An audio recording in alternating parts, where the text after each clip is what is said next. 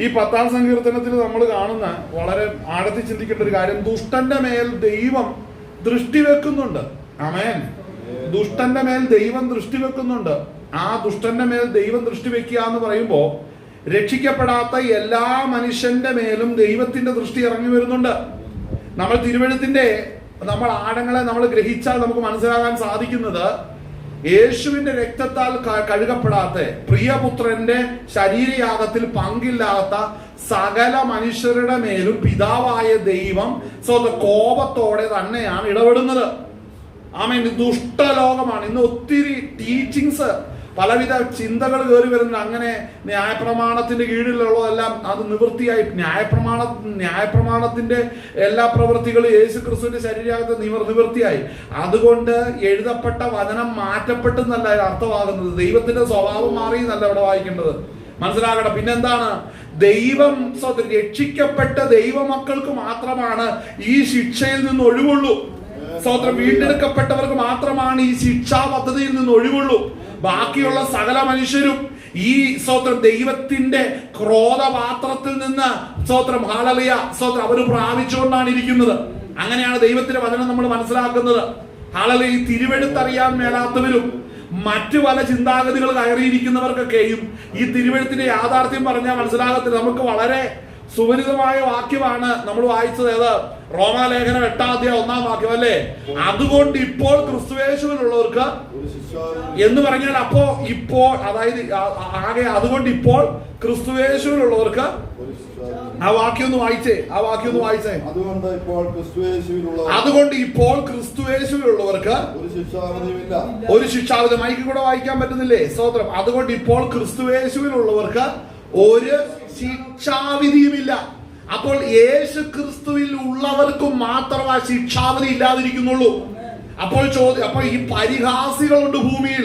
പരിഹാസികളായ യേശുവിന്റെ രക്തത്തിൽ കഴുകപ്പെടാത്ത സകലരും പരിഹാസികളാണ്. കാര്യം പരിഹാസം പാപത്തിന്റെ ഒരു സ്വഭാവം തന്നെയാണ്. പാപത്തിന്റെ ഒരു ഫലമാണ് പരിഹാസ സ്വഭാവം എന്ന് പറയുന്നത്. അപ്പോൾ പരിഹാസികൾ ഒരിക്കലും രക്ഷിക്കപ്പെടുന്നില്ല. അവരുടെ വായിൽ എപ്പോഴും ദൈവപ്രവൃത്തിയെ ചോദ്യം ചെയ്തുകൊണ്ടും ദൈവപ്രവൃത്തിയെ നിഗളിച്ചുകൊണ്ടുമാണ് അവരുടെ പ്രവൃത്തികൾ എപ്പോഴും മുഴിപ്പിച്ചുകൊണ്ടിരിക്കുന്നത്. അപ്പോൾ ഇപ്പോൾ ക്രിസ്തുയേശുവിലുള്ളവർക്ക് ശിക്ഷാവധിയുമില്ല. അടുത്ത വാക്യം എന്താ പറയുന്നത്? വായിച്ചേ. ജീവന്റെ ആത്മാവിന്റെ പ്രമാണം എനിക്ക് പാപത്തിന്റെയും മരണത്തിന്റെയും പ്രമാണത്തിൽ നിന്ന് കണ്ടോ? അവിടെ വായിക്കണം, ക്രിസ്തു യേശുവിൽ. ആർക്കാണ് മോചനമുള്ളത്? ക്രിസ്തു യേശുവിലുള്ളവർക്ക്. ക്രിസ്തു യേശുവിലുണ്ട് എന്നുള്ളതിന് തെളിവെന്താണ്? തന്റെ അഭിഷേകം പ്രാപിച്ചവരാണ് ക്രിസ്തു യേശുവിലുള്ളത്. പരിശുദ്ധാത്മ അഭിഷേകം പ്രാപിച്ചവരാണ് ക്രിസ്തു യേശുവിലുള്ളവർ. അവർക്ക് മാത്രമാണ് ന്യായവിധിയിൽ നിന്നും മോചനമുള്ളൂ. ഹല്ലേലൂയ. കരങ്ങൾ ദൈവത്തിൽ മഹത്വപ്പെടുത്തിയാട്ടെ. ഹല്ലേലൂയ. നമുക്ക് പലതും ജീവിതത്തിൽ ഇല്ലെങ്കിലും ഉള്ളതെന്താണെന്നറിയാവോ? ഈ രക്ഷയുടെ സന്തോഷമാണ്.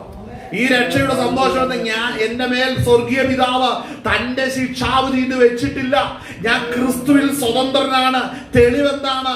തന്റെ ആത്മാവാകുന്ന പരിശുദ്ധാത്മാവ് എന്റെ ഉള്ളിൽ വസിച്ചുകൊണ്ട് നീതി മാർഗങ്ങളെ ഉപദേശിച്ചു നൽകി ഇന്ന് ജീവന്റെ പാതയിൽ എന്നെ നടത്തുന്നു. അതാണ് അതിന് ഏറ്റവും വലിയ തെളിവ്. അപ്പോൾ ഈ തെളിവുള്ളവരും ഈ അനുഭവമുള്ളവരുമേ ദൈവ സന്നിധിയിൽ സന്തോഷിക്കത്തുള്ളൂ. ആമേൻ. ഇത് നമ്മൾ അനുഭവിക്കുന്ന സന്തോഷം എന്താ? ഇതല്ലേ സന്തോഷം? രക്ഷിക്കപ്പെടാത്ത പലർക്കും പലതുകൊണ്ട് പല കോടിക്കണക്കിന് രൂപ സമ്പത്ത് കയ്യിലുണ്ടെങ്കിൽ അവന്റെ ഹൃദയത്തിൽ സമാധാനമില്ല, സന്തോഷമില്ല, സ്വസ്ഥതയില്ല. മനസ്സിലാക്കണം. എന്നാൽ നമ്മൾക്കൊന്നും പുറമേ ലോകത്തിൽ പലതും ഇല്ലെങ്കിലും നമ്മുടെ ഹൃദയത്തിൽ ഉള്ളതെന്താണ്? നമ്മുടെ ജീവിതത്തിലുള്ളതാണ് സ്വർഗീയ സമാധാനമാണ് നമുക്ക് ദൈവം നൽകുന്നത്. സ്വർഗ സന്തോഷമാണ് നമുക്ക് നൽകുന്നത്. നമ്മൾ ഇടുക്കം അനുഭവിക്കുന്ന ഞെരുക്കം അനുഭവിക്കുന്ന ഇടുങ്ങിയിരിക്കുന്നില്ല. ഉണ്ടോ? ഹല്ലേലൂയ. അത് മനസ്സിലാക്കണം. ആ ഇടുക്കം അനുഭവിക്കാത്തതിന് കാരണം പരിശുദ്ധാത്മാവാണ്. അപ്പോൾ ഇന്ന് ജീവന്റെ ആത്മാവിന്റെ പ്രമാണം, നമ്മെ ജീവിപ്പിക്കുന്ന പരിശുദ്ധാത്മാവിന്റെ പ്രമാണം എനിക്ക് പാപത്തിന്റെയും മരണത്തിന്റെയും പ്രമാണത്തിൽ നിന്ന് ക്രിസ്തുയേശു മുഖാന്തരം എനിക്ക് മോചനം നൽകിയിരിക്കുകയാണ്. ഹല്ലേലൂയ. ആ തിരിച്ചറിവുള്ളവരെ ക്രിസ്തുവിൽ സന്തോഷിക്കുന്നുള്ളൂ. നാം എന്തുകൊണ്ട് ആത്മാവിൽ ആരാധിക്കുന്നതെന്നറിയാവോ? നമ്മെ വീണ്ടെടുത്ത വിധം, ദൈവം ഭൂമിയിൽ വെളിപ്പെടുത്തിയ വിധങ്ങളും തലങ്ങളും വാക്കുകളും രക്ഷിക്കപ്പെട്ടവൻ കേൾക്കുമ്പോൾ അവന്റെ അന്തരാത്മാവിൽ പരിശുദ്ധാത്മാവ് ബലത്തോടെ വ്യാപരിക്കും. അങ്ങനെ സന്തോഷിക്കുന്നവർ മാത്രമാണ് രക്ഷയുടെ അനുഭവത്തിൽ ഇരിക്കുന്നുള്ളൂ. എന്നെ വീണ്ടെടുത്ത വിധത്തെ ഞാൻ കാണുമ്പോഴൊക്കെയും എന്റെ ഹൃദയത്തിൽ ആനന്ദം അളവിയസ്വതം നിറയുകയാണ്. പരിശുദ്ധാത്മാവിന്റെ സന്തോഷം എന്റെ ഹൃദയത്തിൽ നിറയുകയാണ്. കാരണം ഞാൻ ലോകരോടുകൂടെ ഇന്ന് ശിക്ഷാവിധിയിലില്ല. ഞാൻ ഒരിക്കൽ ശിക്ഷാവിധിയിലായിരുന്നു. പിതാവായ ദൈവത്തിന്റെ ക്രോധമുഖത്തിന്റെ മുമ്പിലായിരുന്നു. അതിൽ നിന്ന് എനിക്ക് രക്ഷ പ്രാപിച്ചിരിക്കുന്നത് യേശു ക്രിസ്തുവിന്റെ കൃപാദാനത്താലാണ്. അതിനെ സ്തോത്രം. എന്നെ കാരണമാക്കിയത് എന്റെ പ്രവൃത്തിയല്ല, അവന്റെ കൃപയൊന്നുകൊണ്ട് മാത്രമാണ്. അങ്ങനെയെങ്കിൽ ഇന്ന് പകൽ നേരം അവന്റെ കൃപയിൽ കീഴിലിരിക്കുന്നവർ വിശുദ്ധ കരങ്ങൾ ദൈവത്തെ മഹത്വപ്പെടുത്തിയാട്ടെ. ഹല്ലേലൂയ. ഇന്ന് പകൽ നേരം അതിന് കാരണമാക്കിയത് യേശു ക്രിസ്തുവിന്റെ ശരീരയാഗമാണ്. അപ്പോൾ നമ്മൾ ഈ റോമാലേഖനം നമ്മൾ മനസ്സിലാക്കേണ്ട, റോമാലേഖനം തൊടാതെ നമുക്ക് ഒരിടത്തും പോകാൻ പറ്റില്ല. ആമേൻ. റോമാലേഖനത്തിലെ വചനത്തിലെ സത്യങ്ങളിൽ വിട്ട് ഒരു ദൈവവൈദ്യന് ഒരിടത്തേക്കും പോകാൻ പറ്റത്തില്ല. ഒരുവന്റെ പ്രസംഗത്തിൽ റോമാലേഖനം ഇല്ലെങ്കിൽ അത് കേൾക്കുപോലും വേണം. മനസ്സിലാക്കണം. ഹല്ലേലൂയ. അപ്പോ നമ്മളെ വീണ്ടെടുത്ത വിലയുടെ മഹത്വം വെളിപ്പെടുത്തുവാൻ പരിശുദ്ധാത്മാവ് ഇടപെടുന്ന ഇല്ലെന്നുണ്ടെങ്കിൽ മനസ്സിലാക്കണം, അവളിൽ പരിശുദ്ധാത്മാവല്ല, പരിശുദ്ധാത്മാവ് നമ്മെ വീണ്ടെടുത്ത വിധങ്ങളെ വെളിപ്പെടുത്തിക്കൊണ്ടിരിക്കും. നമുക്ക് തന്റെ വിലയേറിയ രക്തം മറുവിലയായി പിതാവിന് കൊടുത്തുകൊണ്ട് പാപത്തിന് കീഴിലായിരുന്ന നമ്മളെ തന്റെ രക്തം മറുവിലയായി കൊടുത്ത് വീണ്ടെടുത്തപ്പോൾ വീണ്ടെടുപ്പുകാരനാകുന്ന ക്രിസ്തു നമ്മളിൽ തേജസ് വെളിപ്പെടുത്തേണ്ടതിന് രക്ഷാനായകനാകുന്ന ക്രിസ്തു തേജസ്സിൽ നിന്ന് തേജസ്സിലേക്ക് നടക്കുമ്പോൾ നമ്മൾ ഇന്ന് പ്രാപിക്കുന്ന തേജസ്സിന് നമ്മെ അർഹനാക്കുന്ന അരുമനാഥൻ നമ്മുടെ മുമ്പിലുണ്ട്. അതാണ് നമ്മുടെ പ്രത്യാശ എന്ന് പറയുന്നത്. വളരെ ആ പ്രത്യാശ ഉള്ളവർ മാത്രമേ ദൈവസന്നിധിയിൽ സന്തോഷിക്കുന്നുള്ളൂ. മനസ്സിലാകുന്നുണ്ടോ? ഹല്ലേലൂയ. നമ്മളതിന് കാരണമായി തീരുന്നത് നമ്മുടെ ശക്തി കൊണ്ടല്ല, ഇത് ദൈവത്തിന്റെ കൃപയാണ്. ആമേൻ. ഹല്ലേലൂയ. സ്തോത്രം. കരങ്ങൾ ദൈവത്തെ മഹത്വപ്പെടുത്തിയാട്ടെ. ഉണർവോടുകൂടെ ദൈവത്തെ മഹത്വപ്പെടുത്തിയാട്ടെ. ഇനി ഉറങ്ങില്ലെന്ന് തീരുമാനിച്ചോണ്ട് സ്തോത്രം ചെയ്താട്ടെ. ആമേൻ. സ്തോത്രം. ഹല്ലേലൂയ. ഉറങ്ങത്തില്ലെന്ന് തീരുമാനിച്ചോണ്ടാണ് ദൈവസന്നിധിയിൽ ഇരിക്കുവാനായിട്ട്. ഹല്ലേലൂയ. സ്തോത്രം. നമ്മളെ വീണ്ടെടുത്ത വിധങ്ങളെ നമ്മൾ ഓർക്കണം. ഞാൻ പറയട്ടെ, കുഞ്ഞെപ്പോഴും തന്റെ മാതാവിന്റെ മാർവത്ത് ചാരി ഉറങ്ങുമ്പോഴാണ് സന്തോഷവും സമാധാനവും വാത്സല്യവും പ്രാപിക്കുന്നത്. ഒരു ജാരന്റെ കൈക്കീഴിൽ നിന്നാൽ ഒരു കുഞ്ഞ് ശക്തി പ്രാപിക്കുവോ? ഇല്ല. എന്താ? ഇതുപോലെ തന്നെയാണ് നാം അഭിഷേകത്തിന്റെ നിറവിലിരിക്കണം. എന്നെ ജനിപ്പിച്ച മാറോട് ചാഞ്ഞിരുന്നെങ്കിൽ മാത്രമേ ഈ കൃപ പ്രാപിക്കത്തുള്ളൂ. അപ്പോൾ ഇന്ന് മനസ്സിലാക്കണേ, എന്നെ ജനിപ്പിച്ച ദൈവത്തിന്റെ വചനത്തിന്റെ കീഴിൽ, ആ നിർമ്മല വചനത്തിന്റെ കീഴിൽ ഇരിക്കുമ്പോൾ മാത്രമാ ഒരു ദൈവ വൈദ്യൻ അഭിഷേകത്തിന്റെ ശക്തി നിറയപ്പെടത്തുള്ളൂ. ഹല്ലേലൂയ. സ്തോത്രം. അപ്പോൾ ഇതൊക്കെയും നമ്മളുടെ രക്ഷയുടെ പദ്ധതികളുടെ ഓരോ വിവിധ തലങ്ങളാണ്. ആമേൻ. നമ്മളെപ്പോഴും നമ്മുടെ ആരാധനയിലും പ്രാർത്ഥനയില് നമ്മളുടെ സ്തോത്രം ഹല്ലേലൂയ എല്ലാ ശുശ്രൂഷകളിലും ജീവിതത്തിന്റെ എല്ലാ മേഖലകളിലും നമ്മളെപ്പോഴും ഓർത്ത് പറയണം, എന്നെ വീണ്ടെടുപ്പിന്റെ പദ്ധതികളെ കുറിച്ച് നമ്മുടെ പ്രാർത്ഥനയ്ക്കെന്ന് വരണം. ആമേൻ. ചില സ്തോത്രം ഹല്ലേലൂയ ബലഹീനരുടെ പ്രാർത്ഥന എപ്പോ നോക്കിയാലും ഹോട്ടലിലെ സ്തോത്രം മെനു ലിസ്റ്റ് പോലെയാണ്. കുറെ കാര്യങ്ങൾ പറഞ്ഞിട്ട് അങ്ങോട്ട് ആമേൻ പറയുകയാണ്. ഇതൊന്നും കർത്താവല്ല, പിശാചേ കേൾക്കുന്നുള്ളൂ. മനസ്സിലാക്കണം, കർത്താവ് എന്ന് നോക്കുകയാണ്. എന്റെ പൊന്നു കുഞ്ഞ് ഇതുവരെയും പ്രാർത്ഥിക്കാൻ പഠിച്ചിട്ടില്ല. വയസ്സ് ഇപ്പൊ 40 80 ആയി, ചാകാൻ അല്പകാലം കൂടെ കഴിഞ്ഞിട്ടുണ്ടെങ്കിൽ ഇവൻ ദേഹം വിട്ട് എന്നെ കാണുമ്പോൾ ഇവൻ നടുങ്ങിപ്പോകും. കാര്യം ഇത്രയും നാള് ഇവൻ സേവിച്ചതെന്ന് എന്നെ അല്ലല്ലോ ഓർത്തിട്ട് കർത്താവ് അവന് ബുദ്ധി ഉപദേശിച്ചു കൊടുക്കുകയാണ് പല വിധത്തില്. എന്നിട്ടും ബോധം വരാത്തവരുണ്ട്. ഹല്ലേലൂയ. എന്നാൽ ഇന്ന് പകൽ നേരം മനസ്സിലാക്കണം, എന്നെ വീണ്ടെടുത്ത വിധം ഞാൻ അറിയണം, അവന് മഹത്വം കൊടുക്കണം. ഇതാണ് നമ്മെക്കുറിച്ച് ദൈവത്തിന്റെ ഇഷ്ടം. ഹല്ലേലൂയ. പാപം ചെയ്യാനുള്ള പല ലാഞ്ചനകളും ജീവിതത്തിൽ കടന്നു വരുമ്പോൾ എന്നെ വീണ്ടെടുത്തവർ എനിക്ക് വേണ്ടി കഷ്ടം സഹിച്ചതിനെ ഓർത്ത് അവന്റെ സന്നിധിയിലേക്ക് അടുത്തു വരുമ്പോൾ നീ പാപത്തിന് മീതെ നിന്റെ വിശ്വാസത്തിന്റെ പാതകൾ വെച്ച് പാപത്തിന്റെ ശക്തികൾ നീ മെതിക്കുവാനിടയായി തീരും. ഹല്ലേലൂയ. ആ പരിചയമില്ലാത്തവരാണ് ജീവിതത്തിന്റെ പല വഴികളിലും തളർന്നു പോകുന്നത്. ആമേൻ. ഹല്ലേലൂയ. അത് മറ്റൊരു വിഷയമാണ്. ഹല്ലേലൂയ. നമുക്ക് ഈ ഭാഗം വായിക്കുമ്പോൾ നമ്മൾ വായിച്ച സ്തോത്രം ഹല്ലേലൂയ റോമാലേഖനത്തിലേക്ക് നമ്മൾ വന്നു, അല്ലേ? നമ്മൾ കഴിഞ്ഞ ദിവസവും ചിന്തിച്ചത് റോമാലേഖനത്തിൽ നിന്ന് പല കാര്യങ്ങളും ചിന്തിച്ചു. എന്നാൽ നമ്മൾ ഇന്ന് ചിന്തിക്കുവാൻ ഇന്ന് എടുത്ത സങ്കീർത്തനത്തിൽ നിന്ന് ചില കാര്യങ്ങൾ ചിന്തിക്കണം. ദുഷ്ട മനുഷ്യൻ എതിലൂടെ പോകുന്നത് നമുക്കൊന്ന് ചിന്തിക്കണ്ടേ? ഹല്ലേലൂയ. നമുക്കൊന്ന് ചിന്തിക്കണം. സ്തോത്രം. സങ്കീർത്തനം 10-ാം സങ്കീർത്തനമാണ് നമ്മൾ എടുത്തത്. അവിടെ 10-1 മുതൽ നമുക്കൊന്ന് വായിച്ചാട്ടെ. 10-1 മുതൽ വായിച്ചാട്ടെ. ദൂരത്ത് നിൽക്കുന്നുണ്ട്.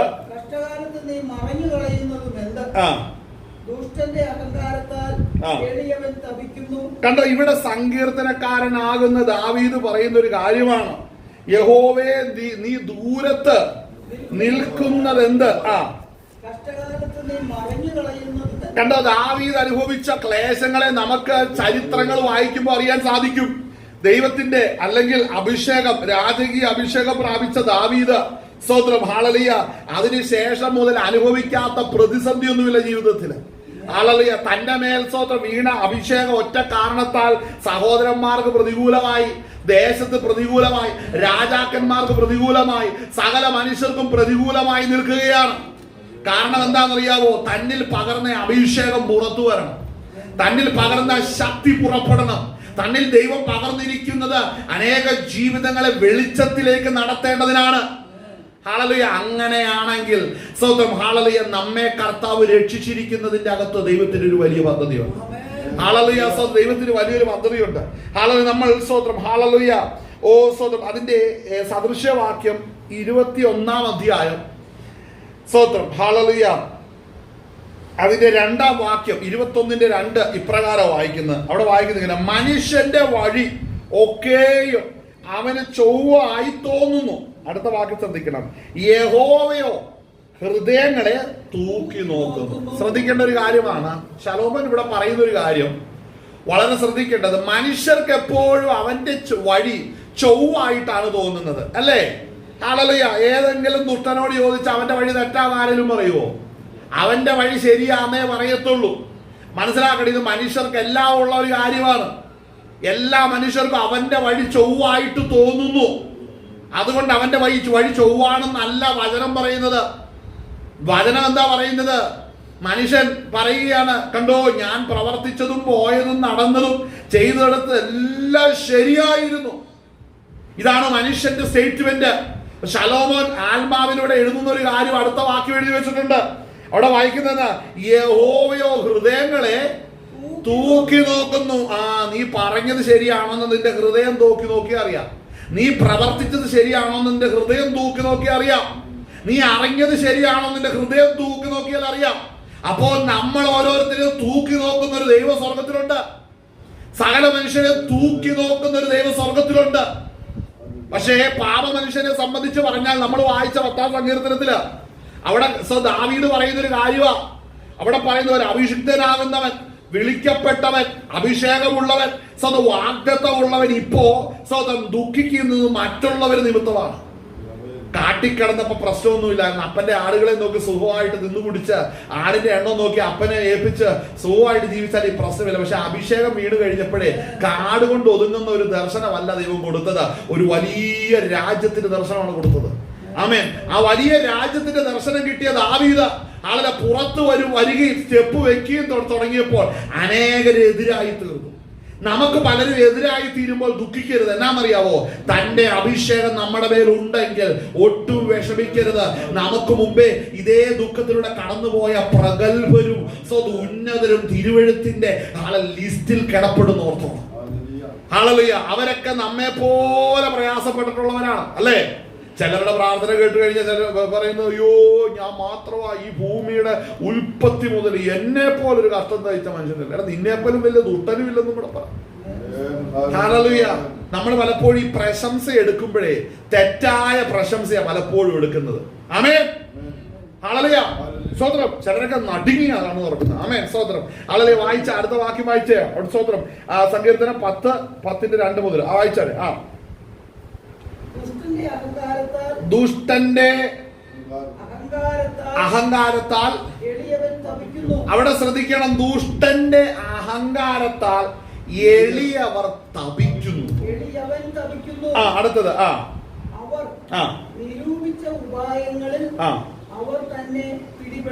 കണ്ടോ? അവിടെ ശ്രദ്ധിക്കണം, ഒരു അഭിഷിക്തനെ കൊണ്ടുവന്ന്, ഒരു ദൈവ പൈതലിനെ കൊണ്ടുവന്ന് ഇരുത്തുന്ന എവിടാന്ന് പറയാം? ദുഷ്ടന്മാരുടെ ഇടയിൽ എന്ന് പറഞ്ഞാ മനസ്സിലാക്കണമേ, ഇവന്റെ മേലെ അഭിഷേകം വീഴുന്നതിന് മുമ്പ് ഈ ദുഷ്ടന്മാരായിട്ടൊന്നും ദാവീദിന് തോന്നാൻ പോവില്ല. എപ്പോഴാണ് ഇവരൊക്കെ പ്രശ്നക്കാരായെന്ന് മനസ്സിലായോ? നീ രക്ഷിക്കപ്പെട്ടപ്പോഴാണ് ഇവരൊക്കെ പ്രശ്നക്കാരായെന്ന് മനസ്സിലായത്. ദൈവത്തിന്റെ അഭിഷേകം വന്നപ്പോഴാണ് ഈ ചുറ്റുമിരിക്കുന്നവർ എങ്ങനെയുള്ളവരാണെന്ന് ദൈവത്തിന്റെ ആത്മാവ് വെളിപ്പെടുത്തിയത്. അതല്ലേ നമ്മുടെ എല്ലാം വേദന. നമ്മുടെ വേദനയുടെ കാരണം എന്നാണെന്നറിയാവോ? നാം അഭിഷേകം പ്രാപിച്ചു കഴിഞ്ഞപ്പോൾ ചുറ്റുമിരിക്കുന്ന പശ്ചാത്തലത്തെ പരിശുദ്ധാത്മാവ് നമ്മുടെ കണ്ണുകൾക്ക് പ്രദർശിപ്പിച്ച് കാണിച്ചു. ആളെ അവരുടെ ആഴങ്ങളെ, സ്വഭാവങ്ങളെ, രഹസ്യങ്ങളെ വെളിപ്പെടുത്തിയപ്പോൾ ഇങ്ങനെ ആയിരുന്ന ഇവരെന്നുള്ള ചിന്തയാണ് അനേക വിശുദ്ധന്മാരുടെയും വിശ്വാസികളുടെയും ദുഃഖത്തിന്റെ പരമപ്രധാനമായ കാരണം. ഇവരിങ്ങനെയാണെന്നൊന്നും ഞാൻ വിചാരിച്ചില്ല. എപ്പോഴാണ് നീ വിചാരിക്കാൻ തുടങ്ങിയെന്നറിയാവോ? നീ ദൈവത്തിന്റെ ആത്മാവ് നിന്റെ കണ്ണുകളെ തുറന്നു. എങ്ങനെ? നിന്റെ കണ്ണെന്ന് പറഞ്ഞാൽ വെറുതെ തുറന്നല്ല, നിന്റെ ജീവിതത്തെ കുലുക്കുന്ന ചില രംഗങ്ങൾ വന്നു. ഇതുവരെ മനസ്സ് പറയുന്നല്ലേ, ചില അണലിയാണോ മൂർഖനാണോ ചേരയാണോ എന്ന് അറിയാൻ ഇച്ചിരി പൊടിയെടുത്ത് ഇട്ട് കഴിയുമ്പോൾ അറിയാം. ഇങ്ങനെ കർത്താവ് ചില പൊടിയങ്ങ് എടുത്ത് ചിലരുടെ മേൽ ഇട്ടപ്പോഴാണ് ചുറ്റും ഇരുന്നതൊക്കെ എന്നതാണെന്ന് മനസ്സിലായത്. പിടികിട്ടണം. അപ്പൊ ഇത് ദൈവം ചെയ്യുന്ന കാര്യമാണ്. ദാവീദ് ഇത് കണ്ടു. ദാവീദ് കണ്ടു തന്നെ തന്റെ ചുറ്റുമിരുന്ന പലരും ഏത് വിധത്തിലാണെന്നുള്ളത് താൻ അറിഞ്ഞു തുടങ്ങിയത് ദൈവത്തിന്റെ അഭിഷേകം തന്റെ മേൽ വന്നപ്പോഴാണ്. അപ്പോ പരിശുദ്ധാത്മാവിന് അങ്ങനെ ഒരു പ്രവൃത്തിയുണ്ട്, തന്റെ ചുറ്റുമുള്ള പശ്ചാത്തലത്തെ വെളിപ്പെടുത്തും.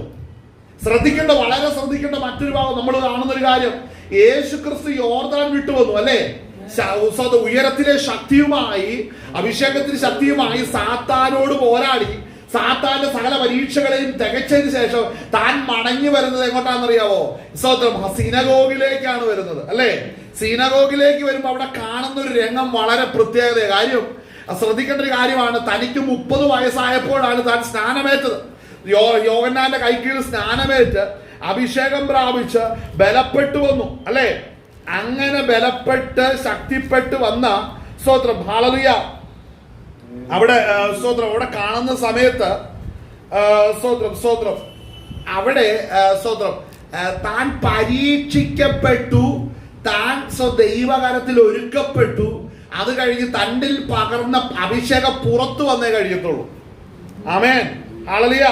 തന്നിൽ പകർന്ന അഭിഷേകം പുറത്തു വന്നേ കഴിയത്തുള്ളൂ. നമുക്കതിന്റെ ലൂക്കോസ് എഴുതിയ സുവിശേഷത്തിന്റെ അകത്താണ് സ്തോത്രം, ആ ചരിത്രം അവിടെ കിടപ്പുണ്ട്. നമുക്കതൊന്ന് നോക്കാം. ആമേൻ, ഹല്ലേലൂയ. അതിന്റെ ലൂക്കോസിന്റെ സുവിശേഷം 4-ാം അധ്യായം അതിന്റെ 16-ാം വാക്യം മുതൽ ഒന്ന് വായിച്ചാട്ടെ. നമുക്ക് ദൈവത്തിന്റെ ആത്മാവ് നമ്മൾ നടത്തുന്ന പോലെ നമുക്കിന്ന് പോവാം. ആമേൻ. അറിവിന്റെ വഴിയിലല്ല, പരിശുദ്ധാത്മാവിന്റെ ഹിതപ്രകാരം പോവാം. വായിച്ചാട്ടെ. ഇവിടെ ശ്രദ്ധിക്കേണ്ട ഒരു കാര്യമായി, യേശു ക്രിസ്തു വളർന്ന നസറേത്തില്. എവിടെ ശ്രദ്ധിക്കണം? യഹൂദന്മാരാകുന്ന സകലരും സ്തോത്രം, നമ്മളുടെ നാട്ടിലൊക്കെ സ്ത്രീജനങ്ങളാണ് ആത്മീയ കാര്യങ്ങൾ മുന്നിട്ട് നിൽക്കുന്നത് അല്ലേ?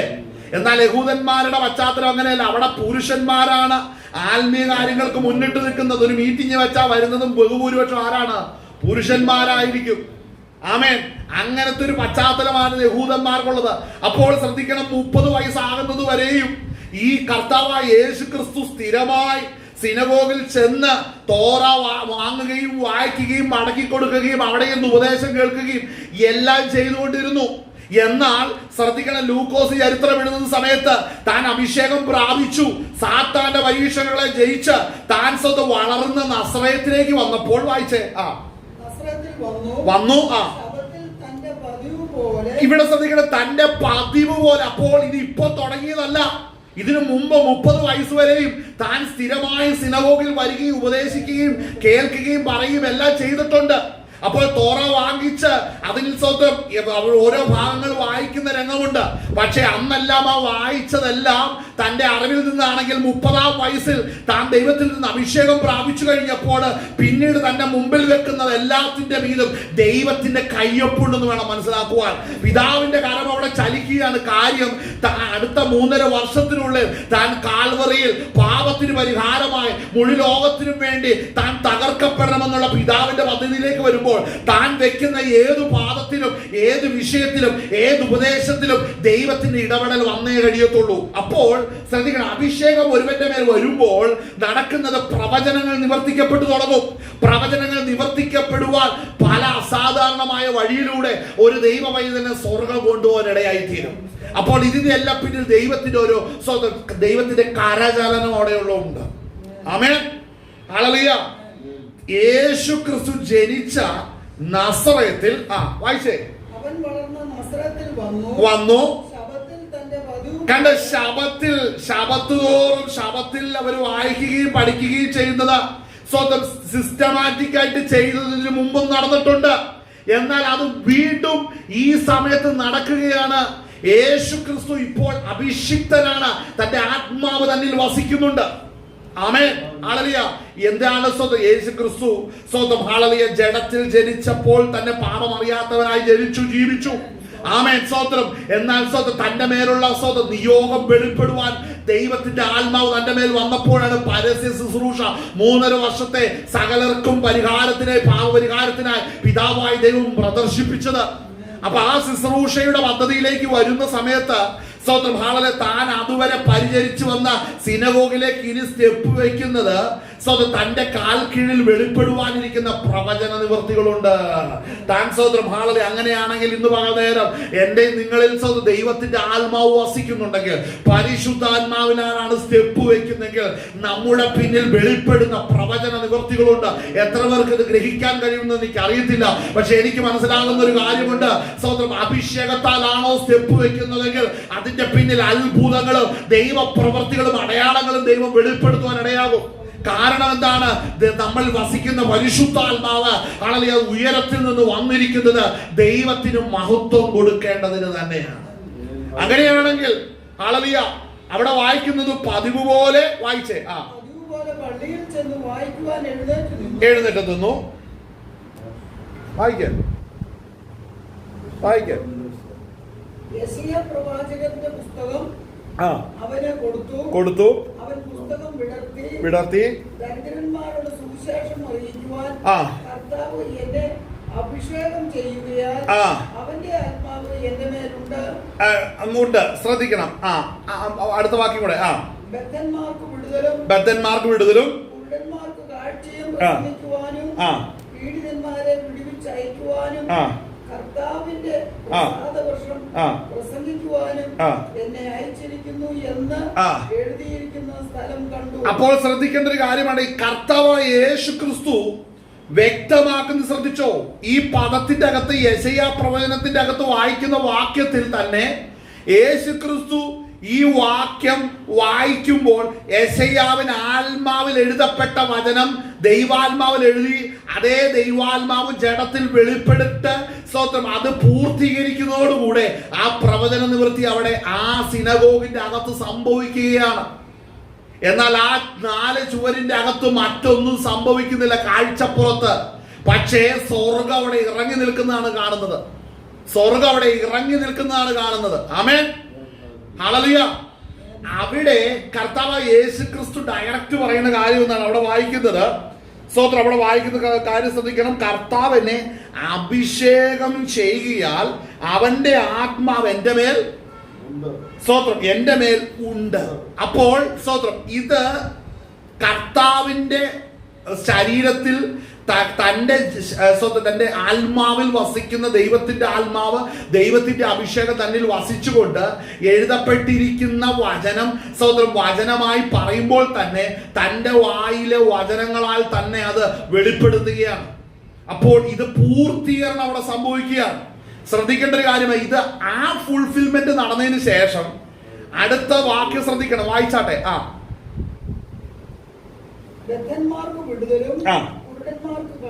അല്ല, 20 മുതൽ വായിച്ചോ. 20 മുതൽ. പിന്നെ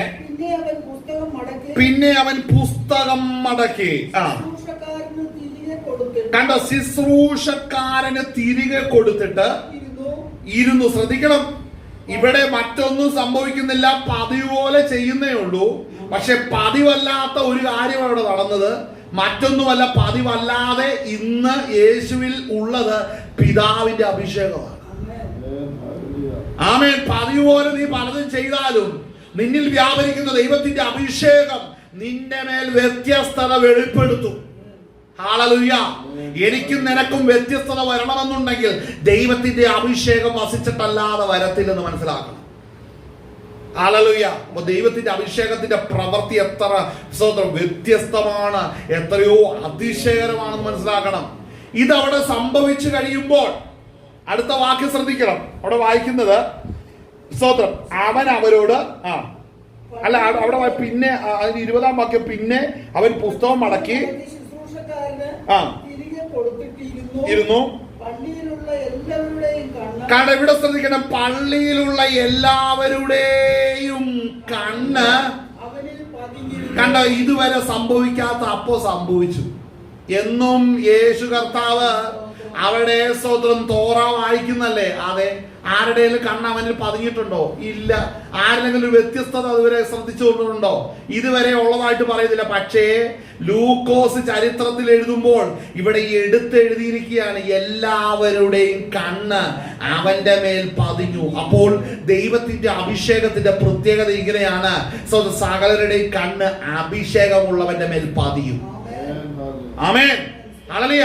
അഭിഷേകമുള്ളവന്റെ മേൽ ഹല്ലേലൂയ, സ്തോത്രം, ഹല്ലേലൂയ, കണ്ണുകൾ പതിയുവാൻ ഇടയായിത്തീരും. ദാവീദ് ഈ പ്രയാസത്തിലൂടെ കടന്നു പോകുമ്പോഴും സകല കണ്ണും അവനിൽ പതിഞ്ഞിട്ടുണ്ട്. എന്താ കാരണം? അവൻ സ്തോത്രം ഒരു അഭയാർത്ഥിയെ പോലെ ഓടി ഒളിച്ചോണ്ടിരിക്കുകയാണ് ജീവന് വേണ്ടി. പക്ഷെ സകല കണ്ണും ദാവീദിലേക്ക് നോക്കുകയാണ്. ദാവീദ് സ്തോത്രം, ഹല്ലേലൂയ, 10,000 കൊന്നു, ശൗലോ 1000 കൊന്നു. മനസ്സിലാക്കണം, കണ്ണ് ആരുടെ മേലാ പതിഞ്ഞിരിക്കുന്നത് എന്നുള്ളത് വളരെ പ്രാധാന്യമുള്ള കാര്യമാണ്. ദൈവം ഒരുവരെ വിളിച്ചിട്ടുണ്ടെങ്കിൽ, സ്തോത്രം, ഹല്ലേലൂയ, അത് ഒരുവന്റെ മേൽ തന്റെ അഭിഷേകം പകർന്നിട്ടുണ്ടെങ്കിൽ സകല കണ്ണും അവനിൽ പതിച്ചിരിക്കും. അത് ദൈവത്തിന്റെ നീതിയാണ്. ഇന്ന് അഭിഷേകമില്ലാത്ത പലതും വിളിയില്ലാത്തവനും എല്ലാം അനേകരുടെ കണ്ണ് അവന് പതിക്കാൻ വേണ്ടി കാണിക്കുന്ന തത്രപ്പാട് കണ്ടാ മനസ്സിലാക്കിക്കോണം, അത് ദാവീദല്ല, അത് വെറും ശൗലാണെന്ന് മനസ്സിലാക്കിക്കോണം. ഹല്ലേലൂയ. ശൗൽ എന്ത് ചെയ്തു? എല്ലാവരുടെയും അറ്റൻഷൻ പിടിച്ചു പറ്റാൻ വേണ്ടി ദാവീദിനെ ഓടിച്ചിട്ട് ഉപദ്രവിച്ചു. എന്താ? അവന്റെ മേൽ എല്ലാവരുടെ കണ്ണു പതിയണം. നടക്കത്തില്ല. ദൈവത്തിന്റെ അഭിഷേകം അവരുടെ മേലാണോ, അവരുടെ മേൽ മാത്രമേ സ്വന്തം ഹല്ലേലൂയ മനുഷ്യരുടെ കണ്ണു പതിയുള്ളൂ. വായിച്ചാട്ടെ, അടുത്ത് വായിച്ചാട്ടെ. അവൻ അവരോട്, ഇന്ന്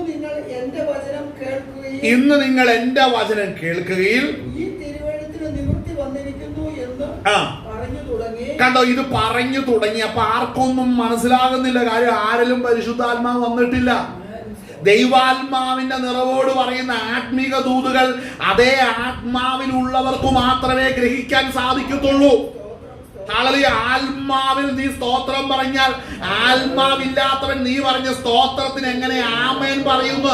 കൊരിന്ത്യലേഖനത്തിൽ കിടപ്പുണ്ട്. അങ്ങനെയാണെങ്കിൽ സ്തോത്രം, ആത്മാവില്ലാത്ത ജനം നോക്കാനേ പറ്റുകയുള്ളൂ. പക്ഷെ ആത്മാവിൽ വിളിച്ചു പറയുന്ന ആത്മീക ദൂതിന്റെ മർമ്മം അഭിഷേകമുള്ളവര് മാത്രമേ ഗ്രഹിക്കാൻ സാധിക്കത്തുള്ളൂ.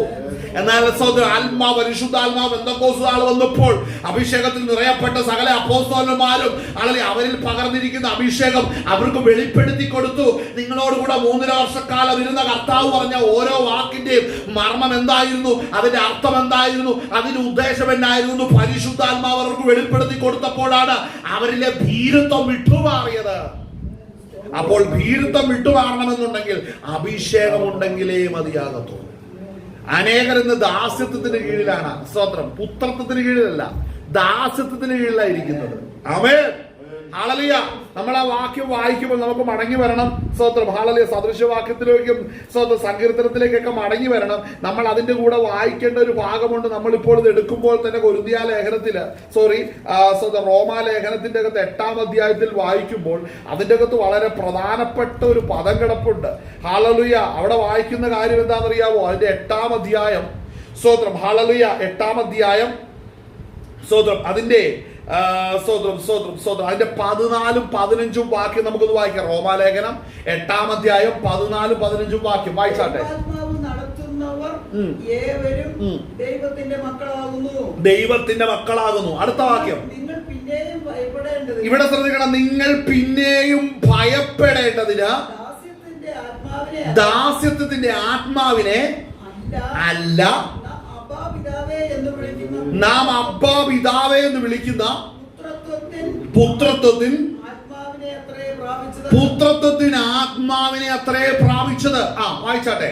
നാം ദൈവത്തിന്റെ മക്കൾ എന്ന് നമ്മുടെ ആത്മാവോട് കൂടെ സാക്ഷ്യം പറയുന്നു. കണ്ടോ? അങ്ങനെയാണെങ്കിൽ കർത്താവായ യേശു ക്രിസ്തു അവിടെ പറഞ്ഞ സാക്ഷ്യ നിമിത്തം, ഹല്ലേലൂയ, ഇന്ന് നിങ്ങൾ ഈ കേൾക്കുന്ന വചന നിമിത്തം ഇതിന് നിവൃത്തി വന്നിരിക്കുന്നു എന്ന് പറയുമ്പോൾ എല്ലാവർക്കും കൈയടിക്കാനേ കഴിയത്തുള്ളൂ. വിവേചിക്കാനുള്ള ആത്മാവില്ല. മനസ്സിലാക്കുന്നു. ഇന്ന് പലയിടത്തും അഭിഷേകമില്ലാത്ത പലരിലും അഭിഷേകമില്ല. അഭിഷേകം ആത്മസ്നാനം പ്രാപിക്കാത്തവർ സഭയ്ക്കകത്ത് ഇരിപ്പുണ്ടെങ്കിൽ അവര് കൈയടിക്കും, തുള്ളും, ചാടും. കാര്യം അവർക്ക് കാര്യം മനസ്സിലായിട്ടില്ല. അവർ മനസ്സിലാക്കി വെച്ചിരിക്കുന്നത് എല്ലാവരുടെയും കണ്ണവത പതിഞ്ഞാൽ ഞങ്ങൾക്ക് ഇന്ന് വിടുതലാന്ന്.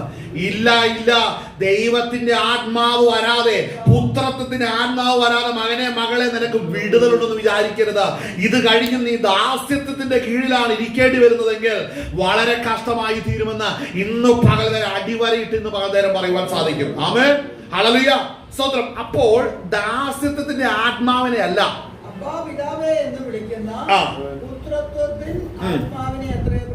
പുത്രത്വത്തിന് ആത്മാവിനെ അത്രേ പ്രാപിച്ചത്.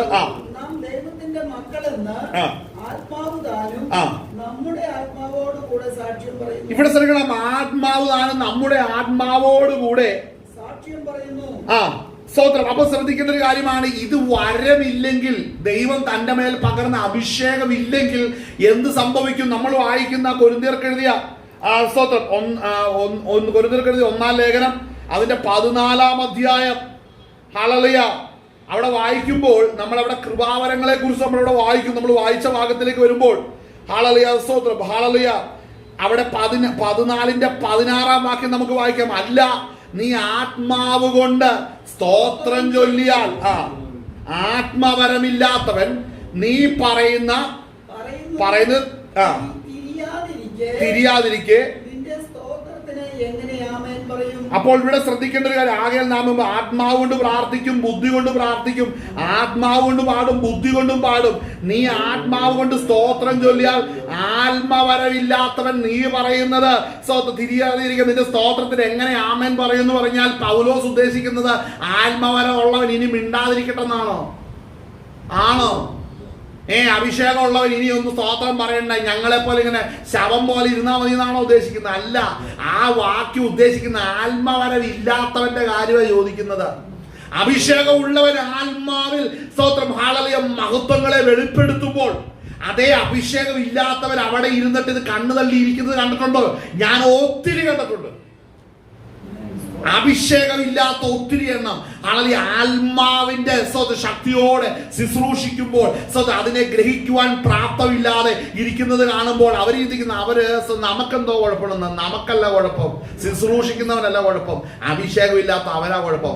വന്നിട്ട് വർഷം കുറെ ആയില്ലേ, സ്നാനപ്പെട്ടിട്ട് കുറെ നാളായില്ലേ, സ്വതന്ത്രം. ആ ലിസ്റ്റിൽ കുറെ പാസ്റ്റർമാരും ഉണ്ട്. അഭിഷേകമില്ലാത്ത പാസ്റ്റർമാര് വെറും തട്ടുമുട്ട് ശുശ്രൂഷയായിട്ട് പോകുന്നുണ്ട്, വെറും ഊടായ്പകളായിട്ട് നടക്കുന്നവരുണ്ട്. ഹല്ലേലൂയ, മനസ്സിലാക്കണം. ഹല്ലേലൂയ. എന്തുകൊണ്ട്? അഭിഷേകമില്ലെങ്കിൽ, ആത്മാവിൽ വെളിപ്പെടുത്തിയ ആലോചനയ്ക്ക് പ്രതികരണമില്ലാതിരിക്കുന്ന പെന്തക്കോസ് എന്ന ലേബലുള്ള ഒത്തിരി പേരിരിപ്പുണ്ട്. മനസ്സിലാക്കണമേ, ദൈവാത്മാവില്ലെങ്കിൽ ദൈവ മക്കളല്ലെന്ന് മനസ്സിലാക്കിക്കണം. ഹല്ലേലൂയ, സ്തോത്രം. കണക്ക് ബോധിപ്പിക്കാൻ നേരത്ത് ചിലർ പറയും, നമ്മളെല്ലാം വിശ്വസിക്കും നമ്മൾ ശുശ്രൂഷകരാണെങ്കിൽ ഇതെല്ലാം കണക്ക് ബോധിപ്പിക്കേണ്ടി വരും. പിന്നെ ഇവർക്കൊന്നും കണക്ക് ബോധിപ്പിക്കണ്ട. ആർക്ക്? ഞാൻ ഈ പറഞ്ഞ ലിസ്റ്റിലുള്ള അഭിഷേകം ഇല്ലാത്തവർക്കൊക്കെ, സ്വന്തം ആത്മവരമില്ലാത്ത വാസന്മാർക്കൊന്നും കണക്ക് ബോധിപ്പിക്കണ്ട. എന്തുകൊണ്ടാന്ന് വെച്ചാൽ അവരെ ദൈവം വിളിച്ചിട്ടില്ലാത്തത് കൊണ്ട് എത്ര ഏൽപ്പിച്ചെന്നുള്ള ചോദ്യം ദൈവം അവരോട് ചോദിക്കുന്നില്ല. കാര്യം അവർ സ്വർഗത്തിൽ പോലും വരുമോ എന്നുള്ള കാര്യം സംശയമാണ്. കാര്യം വിളിക്കപ്പെട്ടവരോടെ ചോദിക്കുള്ളൂ. ദൈവം തന്റെ ആടുകളെ ഏൽപ്പിക്കുന്ന ആളുടെ കയ്യിലാണ്, വിളിക്കപ്പെട്ടവന്റെ കയ്യിലോ. വിളിക്കപ്പെടാത്തവൻ ആട് കൃഷി നടത്തിയ കർത്താവ് ചോദിക്കത്തില്ല. അത് അവന്റെ ആടാ, ദൈവത്തിന്റെ ആടല്ല. ദൈവത്തിന്റെ ആടാണ്. ദൈവത്തിന്റെ ആത്മാവ് അവനിൽ കാണും. ആമേൻ. ദൈവത്തിന്റെ അഭിഷേകം അവനിൽ കാണും. ദൈവത്തിന്റെ ആടാണെങ്കിൽ ദൈവത്തിന്റെ അഭിഷേകം അവനിൽ കാണും. ദൈവാത്മാവിനാൽ അല്ലാതെ നടത്തപ്പെടുന്ന ശുശ്രൂഷയ്ക്ക് കീഴിൽ എത്ര കോടി പേരുന്ന് കൈയടിച്ചാലും ദൈവത്തിന് അത് വിഷയമേ അല്ല. ഹല്ലേലൂയ, മനസ്സിലാക്കണം. ഹല്ലേലൂയ. എന്റെ ആടുകൾ എന്റെ ശബ്ദം കേൾക്കും. അവിടെ വേറെ ഇടയന്മാരുണ്ട്, വേറെ ആടുകളുമുണ്ട്. അവിടെ എന്റെ ആടെ എന്റെ ശബ്ദം കേൾക്കുന്നു. മനസ്സിലാകുന്നുണ്ടോ? അവിടെ ഒത്തിരി ആടുകളുണ്ട്, അവയൊന്നും ദൈവശബ്ദം കേൾക്കത്തില്ല. ഈ യജമാനന്റെ ശബ്ദം കേൾക്കുന്ന അവന്റെ ആടുകളെ കേൾക്കത്തുള്ളൂ. ഈ യജമാനന്റെ പ്രത്യേകത എന്താണെന്നറിയാവോ? അവന്റെ ആടുകൾക്ക് പേരിട്ടിട്ടുണ്ട്. അല്ലാതെ പേരില്ലാത്ത ആടുകളല്ല. സിസ്റ്റമാറ്റിക് ആണ് കർത്താവിന്റെ പദ്ധതികള്, പ്രോഗ്രാമുകള്. വിളിക്കപ്പെട്ടവന്റെ ക്ലിയർ കട്ട് അഡ്രസ്സും കാര്യങ്ങളും സ്വർഗത്തിലുണ്ട്. ഹല്ലേലൂയ. അല്ലാതെ 150 രൂപയ്ക്ക് ഒരു ബൈബിളും മേടിച്ച് ബൈബിൾ കോളേജിൽ പോയി 3 വർഷം പഠിച്ച് ഒരു സർട്ടിഫിക്കറ്റും കഷത്തി വെച്ചിട്ട് ഒരു പ്രസ്ഥാനത്തിന് കീഴിൽ പോയി പാസ്റ്റർമാരുടെ കോഴ്സ് ഓർഡിനേഷൻ മേടിച്ചാൽ മകനെ പ്രസ്ഥാനത്തിൽ നീ ശുശ്രൂഷകനാ. ദൈവം നിന്നെ അറിഞ്ഞിട്ട് പോലുമില്ല. ഹല്ലേലൂയ. അത് തിരിച്ചറിയാതിരിക്കരുത്. അപ്പോൾ എന്താണ് ഇവിടെ വിഷയം? ആത്മവരവില്ലാത്തവൻ എങ്ങനെ ആത്മാവിന്റെ ശുശ്രൂഷയ്ക്ക് കീഴിൽ ഇരുന്നാൽ അതിന് പ്രതികരണം ഉണ്ടാകും? ഇതല്ലേ പൗലോസ് ചോദിക്കുന്നത്. അവിടെ വായിക്കുന്നത് എന്താണ്? നീ ആത്മാവ് കൊണ്ട് സ്തോത്രം ചൊല്ലിയാൽ, ആത്മവരവില്ലാത്തവൻ നീ പറയുന്നത് തിരിച്ചറിയാതിരിക്കെ നിന്റെ സ്തോത്രത്തിന് എങ്ങനെ ആമേൻ പറയും? കർത്താവായ യേശു ക്രിസ്തു പറഞ്ഞു, നിങ്ങളിത് വായിക്കുകയിൽ ഞാനിത് വായിക്കുകയിൽ ഇന്ന് ഈ പ്രവചനത്തിന് നിവർത്തി വന്നു എന്ന് പറഞ്ഞാൽ, ഇന്ന് അഭിഷേകം പ്രാപിച്ച ഏതെങ്കിലും ഒരു ദൈവത്തിൽ അന്ന് ആ സിനഗോഗിൽ ഉണ്ടായിരുന്നെങ്കിൽ എടുത്ത് ചാടി തുള്ളിച്ചാടി ദൈവത്തെ മഹത്വപ്പെടുത്തു. നമ്മൾ ഒരുമിച്ച് പറയും, അതെ ഇവൻ തന്നെയാണ് ദൈവപുത്രൻ, ഇവൻ ആ കാൽവറിയിൽ തകർക്കപ്പെടുവാൻ പോകുന്നവൻ, അവൻ നമുക്ക് വേണ്ടി പ്രായശ്ചിത്തമായി തീരുന്നവൻ, അവൻ മരിച്ചടക്കപ്പെട്ട് മൂന്നാം നാൾ ഉയർത്തെഴുന്നേറ്റ് പിതാവിന്റെ സന്നിധിയിലേക്ക് ഇവൻ പോകും, അവൻ പിതാവിന്റെ വലതുഭാഗത്തിരിക്കും, എനിക്കും നിനക്ക് വേണ്ടി സ്വർഗത്തിലേക്ക് പുതുവഴി ഒരുക്കുമെന്ന് ഞാനോ നിങ്ങളോ ആ സിനഗോഗിൽ ഉണ്ടായിരുന്നെങ്കിൽ തീർച്ചയായിട്ടും പറയും. കാരണം അഭിഷേകം നമ്മളിലുണ്ട്. അഭിഷേകമില്ലാത്ത ജനം യേശുക്രിസ്തുവിന്റെ ശബ്ദം കേട്ടപ്പോൾ സ്വന്തം അതിലൊക്കെ വിസ്മയം കൊണ്ട് സന്തോഷിക്കാനിടയെ. പക്ഷേ അവരുടെ രക്ഷയ്ക്കായിട്ടല്ല, അത് ദാസ്യത്വത്തിന്റെ ആത്മാവാണ് അവരിൽ വസിച്ചിരുന്നത്. പുത്രത്വത്തിന്റെ ആത്മാവല്ല എന്നാണ് ഇവിടെ ദൈവത്തിന്റെ വചനം പറയുന്നത്. വായിച്ച വാക്യം ഒന്നും കൂടെ വായിച്ചേ.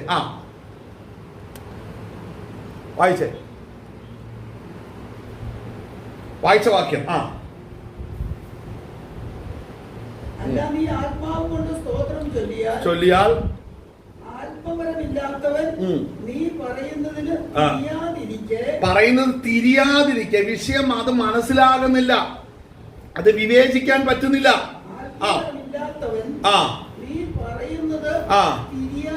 തിരിയാതിരിക്കെ സ്തോത്രം എന്ന് പറയുന്ന അല്ല സ്തോത്രം. സ്തോത്രം എന്ന് പറയുന്ന അല്ല സ്തോത്രം. മനസ്സിലാകണം. അതെന്താന്ന് ചോദിച്ചാൽ ദൈവത്തിന് മഹത്വം കൊടുക്കുന്ന പദങ്ങളും സങ്കീർത്തനങ്ങളും ആരാധനകൾക്കെല്ലാം കൂടെ പൗലോസ് ഉപയോഗിച്ച ഒറ്റ പദം സ്തോത്രം എന്നാണ്, പ്രൈസിംഗ് എന്നാണ്. പക്ഷെ ആ പ്രൈസിംഗ് എന്ന് പറഞ്ഞാൽ പ്രൈസ് ലോഡ് എന്നല്ല അർത്ഥം. അതിന്റെ അകത്ത് പ്രൈസ് ചെയ്യുവാൻ, ആരാധിക്കുവാനുള്ള സ്റ്റേറ്റ്മെന്റ്സ് ഒത്തിരി കിടപ്പുണ്ട്. അത് പരിശുദ്ധാത്മാവ് കൊടുക്കുന്ന സ്റ്റേറ്റ്മെന്റ്സ് ആണ്. അതിന്റെ ടൈറ്റിൽ സ്തോത്രം എന്നാണ്. മനസ്സിലാകുന്നുണ്ടോ? അത് ആത്മാവിൽ വെളിപ്പെടുത്തുന്നതാണ്. അത് അഭിഷേകം ഉള്ളവർക്കേ ഗ്രഹിക്കാൻ കഴിയത്തുള്ളൂ. ഹല്ലേലൂയ. അതുകൊണ്ടാണ് അത് സാധിക്കുന്നില്ല എന്ന് പറയുന്നത്. വായിച്ചേ അടുത്തത്. നീ നന്നായി ദൈവത്തെ ആരാധിക്കുന്നുണ്ട്, സത്യം. അതായത് അഭിഷേകം ഇല്ലാത്തവന്, കാരണം അവനിൽ ആത്മാവ് ഇല്ലല്ലോ, പിന്നെ എങ്ങനെയാണ് ആത്മീയ വർധന വരുന്നത്? ആരാണ് ആത്മാവിന്റെ വചനങ്ങളും ദൂതുകളും പറയുമ്പോൾ ഇരുന്ന് ഉറങ്ങുന്ന? ആത്മവരമില്ലാത്തവനാ. നല്ല വെള്ള ഷർട്ട്, നല്ല പാന്റ്, നല്ല ഗോൾഡൻ ഫ്രെയിമുള്ള കണ്ണട, ഇതും വെച്ചല്ല ഫ്രണ്ടിൽ നല്ല ബാഗും പിടിച്ചോണ്ടിരിക്കും. ആൾക്ക് ഇതൊക്കെ ഉണ്ട്, അഭിഷേകം മാത്രമില്ല. എപ്പോഴെങ്കിലും ബലഹീന നിമിഷത്തിൽ അവൻ ഉറങ്ങിപ്പോകും. കാരണം അവനിൽ ആത്മാവില്ല. കാര്യം അവനിൽ വന്ന പരിശുദ്ധാത്മാവ് അവനിൽ വസിക്കുവാൻ ദൈവം വെച്ചിരിക്കുന്ന വ്യവസ്ഥകളെ കേൾക്കുമ്പോൾ അവനിൽ പരിശുദ്ധാത്മാവ് ഉണ്ടെങ്കിൽ അടങ്ങിയിരിക്കത്തില്ല. ആരെങ്കിലും ഇതൊക്കെ കേട്ടിട്ട് ഇങ്ങനെ ശവം പോലെ ഇരിപ്പണ ശ്രദ്ധിച്ചോണം, അവനിൽ അഭിഷേകമില്ല, അല്ലെങ്കിൽ അടുത്ത ആത്മാവ് വളർച്ചയില്ല. ഒരല്പം ദൂതിനും പ്രവചനത്തിനും അല്പമുള്ള ചില അനുഗ്രഹത്തിനും വേണ്ടി കൈയടിക്കാനും പ്രാർത്ഥനയ്ക്കും പോകുന്ന ടീംസ് ഒത്തിരി പേരുണ്ട്. ഈ സീലിംഗിലെ ഇടിച്ചിവിടെ കിടക്കും, അപ്പുറത്ത് പോകത്തില്ല. കാര്യം അവന് ആത്മാവിന്റെ വർധനവോ വളർച്ചയോ വന്നിട്ടില്ലെന്ന് വേണം മനസ്സിലാക്കുക. ചിലർ ചിന്തിക്കുന്ന ഒരു കാര്യമുണ്ട്, ഇങ്ങനെ അവസാന നേരം വരെ തട്ടിമുട്ടി പോയാൽ മതി. ഇങ്ങനെ ഇതിന്റെ അകത്ത് കിടന്നങ്ങോട്ട് സത്യം ഗ്രഹിക്കുകയും തിരിച്ചറിയുകയും ആത്മാവിൽ വളർച്ച പ്രാപിക്കുകയും ചെയ്യാതെ ഇവിടെ അങ്ങ് പരിങ്ങിൽ കിടന്നാൽ ഈ ലോകത്ത് അങ്ങ് രക്ഷപ്പെടാന്ന് വെച്ചു. ഞാൻ ഒത്തിരി പേരെ കണ്ടിട്ടുണ്ട്, പക്ഷെ അവരുടെ അവസാനം വളരെ ഗതികേടിൽ തീരുന്നതും കണ്ടിട്ടുണ്ട്. ആമേൻ. മനസ്സിലാക്കണം, ദൈവം വെച്ച വ്യവസ്ഥ പ്രകാരം വളരുവാൻ റെഡിയാകണം കേട്ടോ. ആമേൻ. ലൂക്കോസിന്റെ സുവിശേഷത്തിൽ നമുക്ക് മടങ്ങി വരാൻ അവിടെ വായിക്കാം എന്താ അവിടെ സംഭവിക്കുന്നത്. അഭിഷേകം അവിടെ വന്നു. ദൈവാത്മാവിൽ വചനങ്ങളെ പ്രവചനങ്ങളെ നിവർത്തിക്കുന്ന ശുശ്രൂഷയാണ് അവിടെ കാണുന്നത്. എല്ലാവരുടെയും കണ്ണ് യേശുവിൽ പതിഞ്ഞു. എല്ലാവരും അവനെ നോക്കി.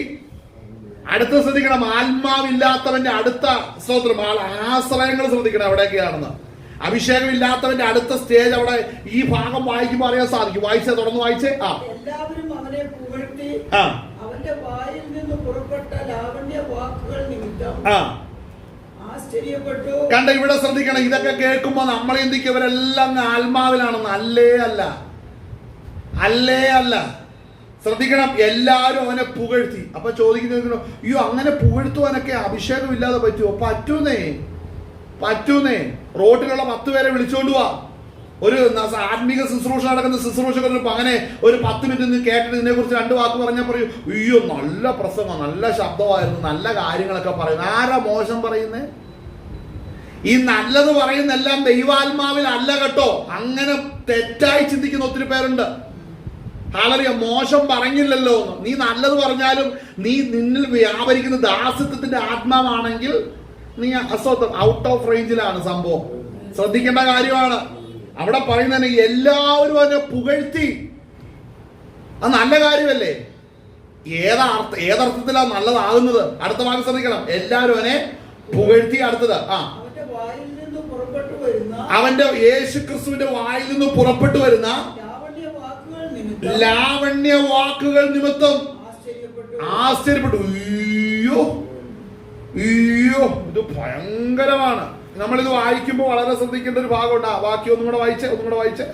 എല്ലാവരും അവനെ പുകഴ്ത്തി അവന്റെ വായിൽ നിന്ന് പുറപ്പെട്ടു വരുന്ന ലാവണ്യ വാക്കുകൾ നിമിത്തം ആശ്ചര്യപ്പെട്ടു. ഇവൻ യോസേഫിന്റെ മകൻ അല്ലയോ എന്ന് പറഞ്ഞു. അവൻ അവരോട്, വൈദ്യ, നിന്നെ തന്നെ സൗഖ്യമാക്കുക എന്നുള്ള പഴഞ്ചൊല്ല് കഫർന്നഹൂമിൽ ഉണ്ടായി കേട്ടത് എല്ലാം ഈ നിന്റെ പിതൃ നഗരത്തിലും ചെയ്യുക എന്നും നിങ്ങൾ എന്നോട് പറയും നിശ്ചയം. കേട്ടോ, അവിടെ യഥാർത്ഥത്തിൽ കർത്താവ് അവിടെ പ്രവചിക്കുന്ന രംഗമാണ് അവിടെ കാണുന്നത്. കാര്യം വീണ്ടും പ്രവചന നിവൃത്തി അവിടെ വരികയാ അല്ലേ? ആ പ്രവചന നിവൃത്തി എന്താ അവിടെ ഭാവം വയ്ക്കുന്നത്? നീ എന്തൊക്കെ അവൻ അവരോട് നിന്നെ തന്നെ സൗഖ്യമാക്കുക എന്നുള്ള പഴഞ്ചൊല്ലും കഫർന്നഹൂമിൽ ഉണ്ടായി കേട്ടത് എല്ലാം ഈ നിന്റെ പിതൃ നഗരത്തിലും ചെയ്യുക എന്നു നിങ്ങൾ എന്നോട് പറയും നിശ്ചയം. ഓക്കെ. ഒരു പ്രവാചകനും തന്റെ പിതൃ നഗരത്തിൽ സമ്മതനല്ല എന്ന് ഞാൻ സത്യമായിട്ട് നിങ്ങളോട് പറയുന്നു എന്ന് പറഞ്ഞു. ഇവിടെ ശ്രദ്ധിക്കണം, ഒരു പ്രവാചകനും തന്റെ പിതൃ നഗരത്തിൽ സമ്മതനല്ല എന്ന് ഞാൻ സത്യമായിട്ട് നിങ്ങളോട് പറയുന്നു. കണ്ടോ, അവിടെ മനസ്സിലാക്കണം. ഈ കർത്താവായ യേശുക്രിസ്തു നേരിട്ട് പറയുന്നൊരു കാര്യമാണ്.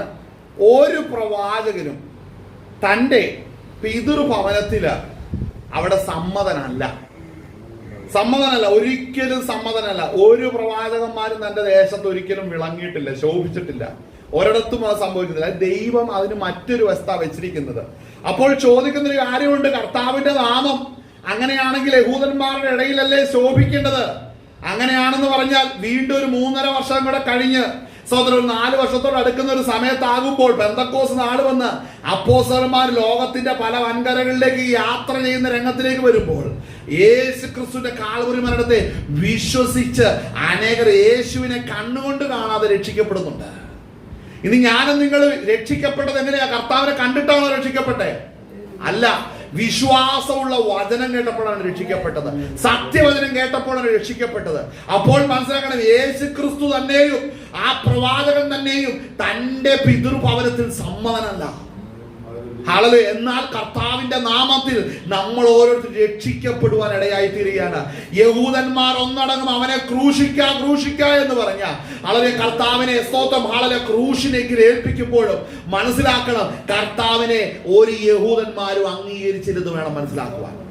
അപ്പോൾ കർത്താവിന്റെ ശുശ്രൂഷയുടെ ആരംഭത്തിൽ തന്നെ കർത്താവ് പറയുന്നു, നിങ്ങൾ എന്നെ കൈവിടും, നിങ്ങൾ എന്നെ അംഗീകരിക്കുകയില്ല. അപ്പോൾ ചോദിക്കുന്നു, കർത്താവിന്റെ ലാവണ്യ വാക്ക് കേട്ട് ആശ്ചര്യപ്പെട്ടതോ? അതതിനപ്പുറം ആശ്ചര്യപ്പെടും. അതിനു മുമ്പ് കാണുന്നൊരു കാര്യമുണ്ട്, എല്ലാവരും അവനെ പുകഴ്ത്തി. ആ ആത്മാവ് വരാതെയും പരിശുദ്ധാത്മാവില്ലാതെയും പുകഴ്ത്താം, മറ്റുള്ളവരുടെ മുമ്പാകെ പ്രശംസിക്കാം. ലാവണ്യ വാക്കുകൾ കേട്ടിട്ട് അവനെ സ്വന്തം ആശ്ചര്യപ്പെടാം. ഇതൊന്നും ആത്മീകമല്ല. ശ്രദ്ധിക്കണം, അടുത്ത വാക്ക് ശ്രദ്ധിക്കണം. അങ്ങനെ അവൻ യോസേഫിന്റെ മകൻ അല്ലയോ അടുത്തത് എന്ന് പറഞ്ഞു. കണ്ടോ, അവൻ യോസേഫിന്റെ മകൻ അല്ലയോ. ഈ യോസേഫിന് വേറെ മക്കളും ഉണ്ട്. അവരെ ആരും സിനഗോഗിൽ പ്രസംഗിക്കാൻ കാണുന്നില്ല. അവരെ ആരും സ്തോത്രം ശുശ്രൂഷിക്കാൻ കാണുന്നില്ല. അവരിൽ ആരും ക്രിസ്തുവിന്റെ ആത്മാവ് എത്തിയിട്ടില്ല. അപ്പൊ യോസേഫിനാണോ പ്രത്യേകത? ഇല്ല. ദൈവപുത്രനാണ് കർത്താവായ യേശു ക്രിസ്തു. ദൈവപുത്രനാണ് കർത്താവായ യേശു ക്രിസ്തു. ആമേൻ. ദൈവപുത്രനിൽ വിശ്വസിക്കുന്നവർക്ക് മാത്രമാണ് ആ നന്മ അനുഭവിക്കാൻ സാധിക്കത്തുള്ളൂ. വായിച്ച അടുത്ത വാക്യം വായിച്ചാട്ടെ. വേഗം വായിച്ച. അടുത്തൊരു കാര്യം പറയാനാ പറഞ്ഞത്. വൈദ്യ നിന്നെ തന്നെ സൗഖ്യമാക്കുക. മൈക്ക് ചേർത്ത് വെച്ച് വായിക്കേ. ആരോസരം ഉണ്ടാക്കാതെ. പോയോ? പോയി. കണ്ണ് കാണുന്ന ആരെങ്കിലും ഒന്ന് വായിക്കേ. വൈദ്യ നിന്നെ തന്നെ സൗഖ്യമാക്കുക എന്നുള്ള പഴഞ്ചൊല്ലും കഫർന്നഹൂമിൽ ഉണ്ടായി കേട്ടത് എല്ലാം ഈ നിന്റെ പിതൃനഗരത്തിലും ചെയ്യുക എന്നും നിങ്ങൾ എന്നോട് പറയും നിശ്ചയമെന്ന പ്രവാചകനും തന്റെ പിതൃനഗരത്തിൽ സമ്മതനല്ല എന്ന് ഞാൻ സത്യമായിട്ട് നിങ്ങളോട് പറയുന്നു എന്ന് പറഞ്ഞു. ഏലിയാവിന്റെ കാലത്ത് ആകാശം മൂവാണ്ടും. ഇവിടെ ശ്രദ്ധിക്കണം, ഞാൻ ആദ്യം പറഞ്ഞു പരിശുദ്ധാത്മാവിൽ നിറയപ്പെട്ട കർത്താവായ യേശു ക്രിസ്തു താൻ സിനഗോഗിൽ വന്നു. കാര്യം ആദ്യം സ്വന്തം ജനത്തോടെ കാര്യം പറയേണ്ടത്. കാര്യം പറയുവാൻ ചെല്ലുകയാണ്. കാര്യം പറഞ്ഞു കഴിയുമ്പോൾ ശ്രദ്ധിക്കണം, ദൈവാത്മാവിന്റെ ഇടപെടൽ ശ്രദ്ധിക്കണം. അവരെ അവിടെ തൃപ്തിപ്പെടുത്തുവാനല്ല വന്നത്, ഇവരിലെ പാപം വെളിപ്പെടുത്തണം. ഇതാണ് പരിശുദ്ധാത്മാവിന്റെ ഡ്യൂട്ടി എന്ന് പറയുന്നത്. അവരിൽ മറഞ്ഞു കിടക്കുന്ന കുറവുകൾ അവർക്ക് വെളിപ്പെടുത്തി കൊടുക്കണം. യഹൂദന്മാരുടെ എല്ലാ കാലത്തെയും പ്രശ്നം അവർ പുറത്തുള്ളവരോട് ഒരിക്കലും അനുകൂലമായി നിൽക്കില്ല. കാര്യം അവരുടെ പ്രമാണം അങ്ങനെയാണ്. പുറത്തുള്ളവരെ അംഗീകരിക്കാൻ പാടില്ല. കാര്യം ജാതികളോട് അവരിണയില്ലപ്പിണ കൂടുവാൻ പാടില്ല, അവരോട് കൂടെ സമ്പർക്കം പാടില്ലെന്നുള്ള ന്യായപ്രമാണം അവർക്ക് കിടപ്പുണ്ട്. അത് അങ്ങനെ തന്നെ അവർ കാക്കുകയാണ്. പക്ഷേ അങ്ങനെ ആയിരിക്കുമ്പോൾ തന്നെ ദൈവത്തിന്റെ കൽപ്പനയല്ലേ ഞങ്ങൾ മറ്റുള്ളവരോട് അസൂയപ്പെടാൻ പറഞ്ഞത് എന്ന അർത്ഥം ചിലപ്പോൾ നമുക്ക് തോന്നിയേക്കാം. എന്നാൽ അവിടെ തന്നെയാണ് പരിശുദ്ധാത്മാവ് ഇടപെട്ടത്.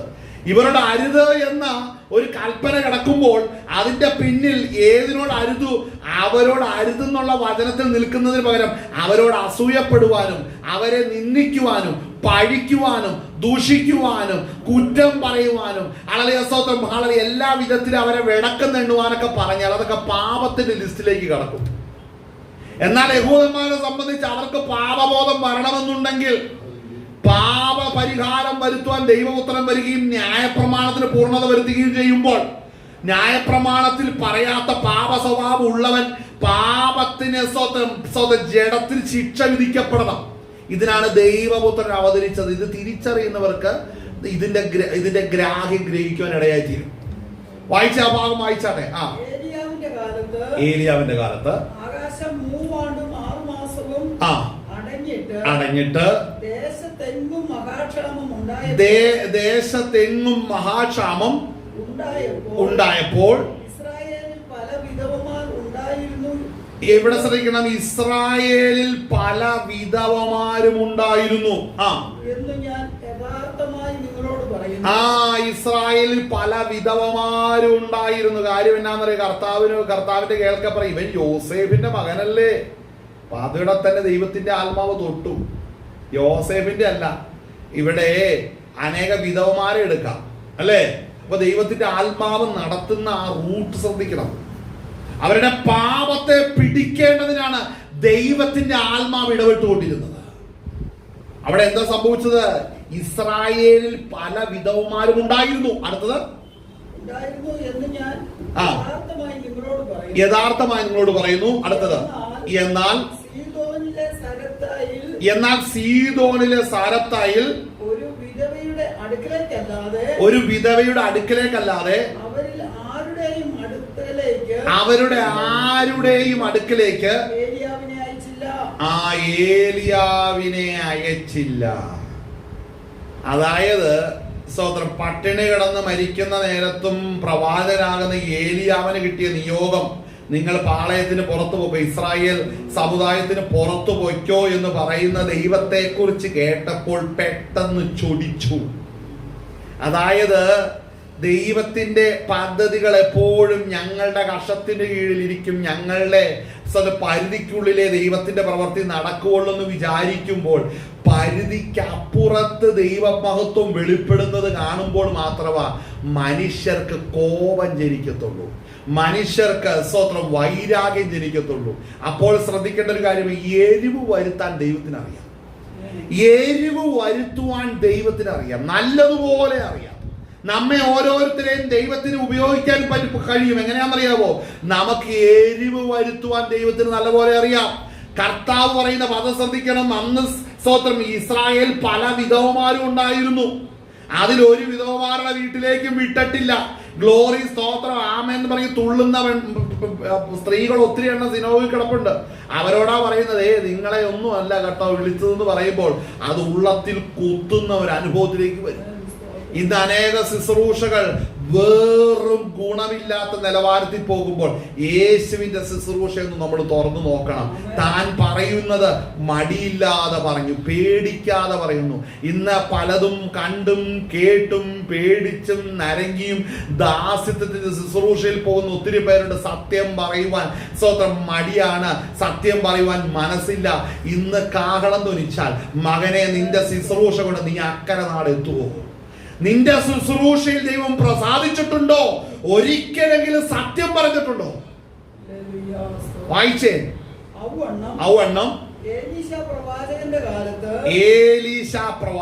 കാലത്ത് ഇസ്രായേലിൽ പല കുഷ്ഠരോഗികൾ കുഷ്ഠരോഗികൾ. അപ്പോൾ വിധവമാരൊരു കൂട്ടര്, കുഷ്ഠരോഗികൾ ഒരു അർത്ഥത്തിൽ. ഈ കൂട്ടത്തിൽ ഞാനൊരു കാര്യം കൂടെ പറയാം. നമ്മുടെ യൂദായില്ലേ, യൂദ തൂങ്ങിച്ചത്തവൻ, അപ്പോസ്തലനായിട്ട് വിളിപ്പെട്ടിട്ടും ശുശ്രൂഷിക്കാതെ തൂങ്ങിച്ചത്തവൻ, പണത്തിന്റെ പേരിൽ തൂങ്ങിച്ചത്തവൻ, പണം നിമിത്തം ശുശ്രൂഷിച്ചവൻ. അവൻ എവിടെയെങ്കിലും ശുശ്രൂഷ കിട്ടിയാൽ ചോദിക്കും, പ്രോസ്പെരിറ്റി പറയാൻ അവസരം ഉണ്ടാവുമോ? സമൃദ്ധി പറയുവാൻ അവസരം ഉണ്ടാവും? അവൻ തൂങ്ങിച്ചത്തേ തീരത്തുള്ളൂ. അപ്പോൾ ശ്രദ്ധിക്കേണ്ട ഒരു കാര്യമായി, ഈ യൂദായെ സ്തോത്രം ഹല്ലേലൂയ ലാസറിന്റെ വീട്ടിൽ ചെന്നപ്പോൾ ലാസറിന്റെ പെങ്ങൾ സ്തോത്രം സ്വച്ഛജലമാംസി തൈലം യേശുവിന്റെ ശരീരത്തിൽ ഒഴിച്ച് സ്തോത്രം ഇത് കണ്ട ഉടനെ സ്തോത്രം മുഷിഞ്ഞിട്ട് പലരും പലതും പറഞ്ഞു. അപ്പോൾ ഈ യൂദ പറഞ്ഞു, എന്തിനാ വെറും ചെലവ്, ഇത് വിറ്റ് ദരിദ്രർക്ക് കൊടുക്കാൻ മേലെന്ന്. അപ്പൊ യഹൂദന്മാരുടെ ഒരു പൊതു സ്വഭാവമാണ് സമൂഹത്തിൽ ബലഹീനരെ പിടിച്ചുകൊണ്ട് സെന്റിമെന്റ്സിന്റെ പിന്നിൽ വ്യാപരിക്കുന്ന ഒരു സാമ്പത്തിക നേട്ടം, സെന്റിമെന്റ്സിന്റെ പിന്നിലൂടെ ഒഴുകി വരുന്ന സാമ്പത്തിക ശ്രേണി. ശ്രദ്ധിക്കണം, ദൈവത്തിന്റെ ആത്മാവ് കൃത്യം തൊട്ടു, വിധവമാരെ തൊട്ടു, ഇപ്പോൾ കുഷ്ഠരോഗികളെ തൊട്ടു. ശ്രദ്ധിക്കണം, നീ സെന്റിമെന്റ്സ് പറഞ്ഞൊന്നും ദൈവനാമത്തിന് മഹത്വം കിട്ടത്തില്ല കേട്ടോ. ഹല്ലേലൂയ. ഒത്തിരി പേര് സെന്റിമെന്റ്സ്, സ്റ്റേജക്കത് കരച്ചില്, നിലവിളി, മൂക്ക് വീഴ്ചല്, നിന്റെ അണവൊന്നും ദൈവത്തിന് സന്നിധിയിൽ വില പോകത്തില്ല. കർത്താവിനെ നിനക്ക് തിരിച്ചറിയാൻ സാധിച്ചിട്ടില്ലെങ്കിൽ നിന്റെ പാപത്തെ ഏറ്റുപറയണം. നിന്റെ ഹൃദയത്തിൽ മറ്റുള്ളവരെ ഇളക്കാൻ കൊണ്ടുവരുന്ന സെന്റിമെന്റ്സിന്റെ ശുശ്രൂഷയുണ്ടല്ലോ, ഇതിനെ ഉപേക്ഷിച്ചില്ലെങ്കിൽ അക്കരെ നാട് കാണുമെന്ന് വിചാരിക്കണ്ട. വായിച്ചാട്ടെ. ഏലീശ പ്രവാചകന്റെ കാലത്ത് ഇസ്രായേലിൽ പല കുഷ്ഠരോഗികൾ ഉണ്ടായിരുന്നു. സൂര്യക്കാരനായ നയമാൻ അല്ലാതെ അവരാരും ശുദ്ധമായില്ല എന്നും അവൻ പറഞ്ഞു. അപ്പോൾ ശ്രദ്ധിക്കണം, ഒരു പ്രവാചകനും സ്വന്തം ദേശം സമ്മതനല്ലെന്ന് പറഞ്ഞതിന്റെ അർത്ഥം എന്താണെന്ന് മനസ്സിലായോ? ഏലിയാവിനെ സ്വന്തം സാരേഫാത്തിലേക്ക് വിട്ടു. ഏലീശയുടെ കാലത്ത് സ്വന്തം സൗഖ്യമാകേണ്ടവൻ ദൂരെ നിന്ന് വന്നു. അപ്പോൾ ഇസ്രായേൽ ജനം നോക്കി നിൽക്കെ പുറത്തുള്ളവർ ഈ ദൈവത്തിന്റെ നാമത്തിൽ രക്ഷ പ്രാപിക്കുന്നു, സൗഖ്യം പ്രാപിക്കുന്നു, വിടുതൽ അനുഭവിക്കുന്നു, സ്വതന്ത്രമാകുന്നു. ഇത് കണ്ടുകൊണ്ട് നിൽക്കാൻ യഹൂദന്മാർക്ക് കഴിയത്തില്ല. അവരുടെ അസൂയയിലാണ് ദൈവം തന്റെ ഉപദേശത്തിന്റെ വാള് ഇറക്കി വെച്ചത്. അവരുടെ അസൂയ എന്ന സ്വഭാവത്തിന് മീതെയാണ് ദൈവത്തിന്റെ വചനം ഇറങ്ങിയത്. അപ്പോൾ കർത്താവ് പറഞ്ഞു, നിങ്ങൾ പറയുന്നു വൈദ്യ അവിടെ സൗഖ്യമാക്കിയതുപോലെ ഇവിടെ ഞങ്ങളെ സൗഖ്യമാക്കണമെന്ന് നിങ്ങൾ എന്നോട് പറയുമെന്ന് പറയും. അങ്ങനെ പറയുമ്പോൾ തന്നെ കർത്താവ് പറയുന്നു, നിങ്ങൾക്ക് ഈ പറയുന്ന നയമാനെ ഓർമ്മയുണ്ടോ?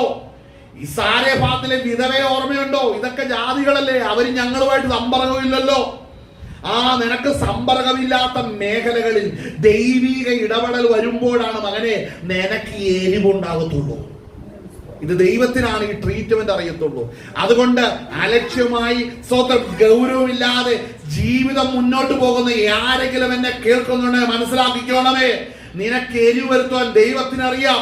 നീ നിസാരമെന്നും ബലഹീനമെന്നും കണ്ട് തള്ളിയിട്ടിരിക്കുന്നതിനെ ദൈവം കരത്തിലെടുക്കുമ്പോഴാണ് നിനക്ക് എരിവുണ്ടാകത്തുള്ളൂ. ഹല്ലേലൂയ. നിനക്ക് എരിവുണ്ടാകുന്ന എങ്ങനെയാണ്? ഇങ്ങനെ തന്നെയാണ്. വായിച്ചാട്ടെ.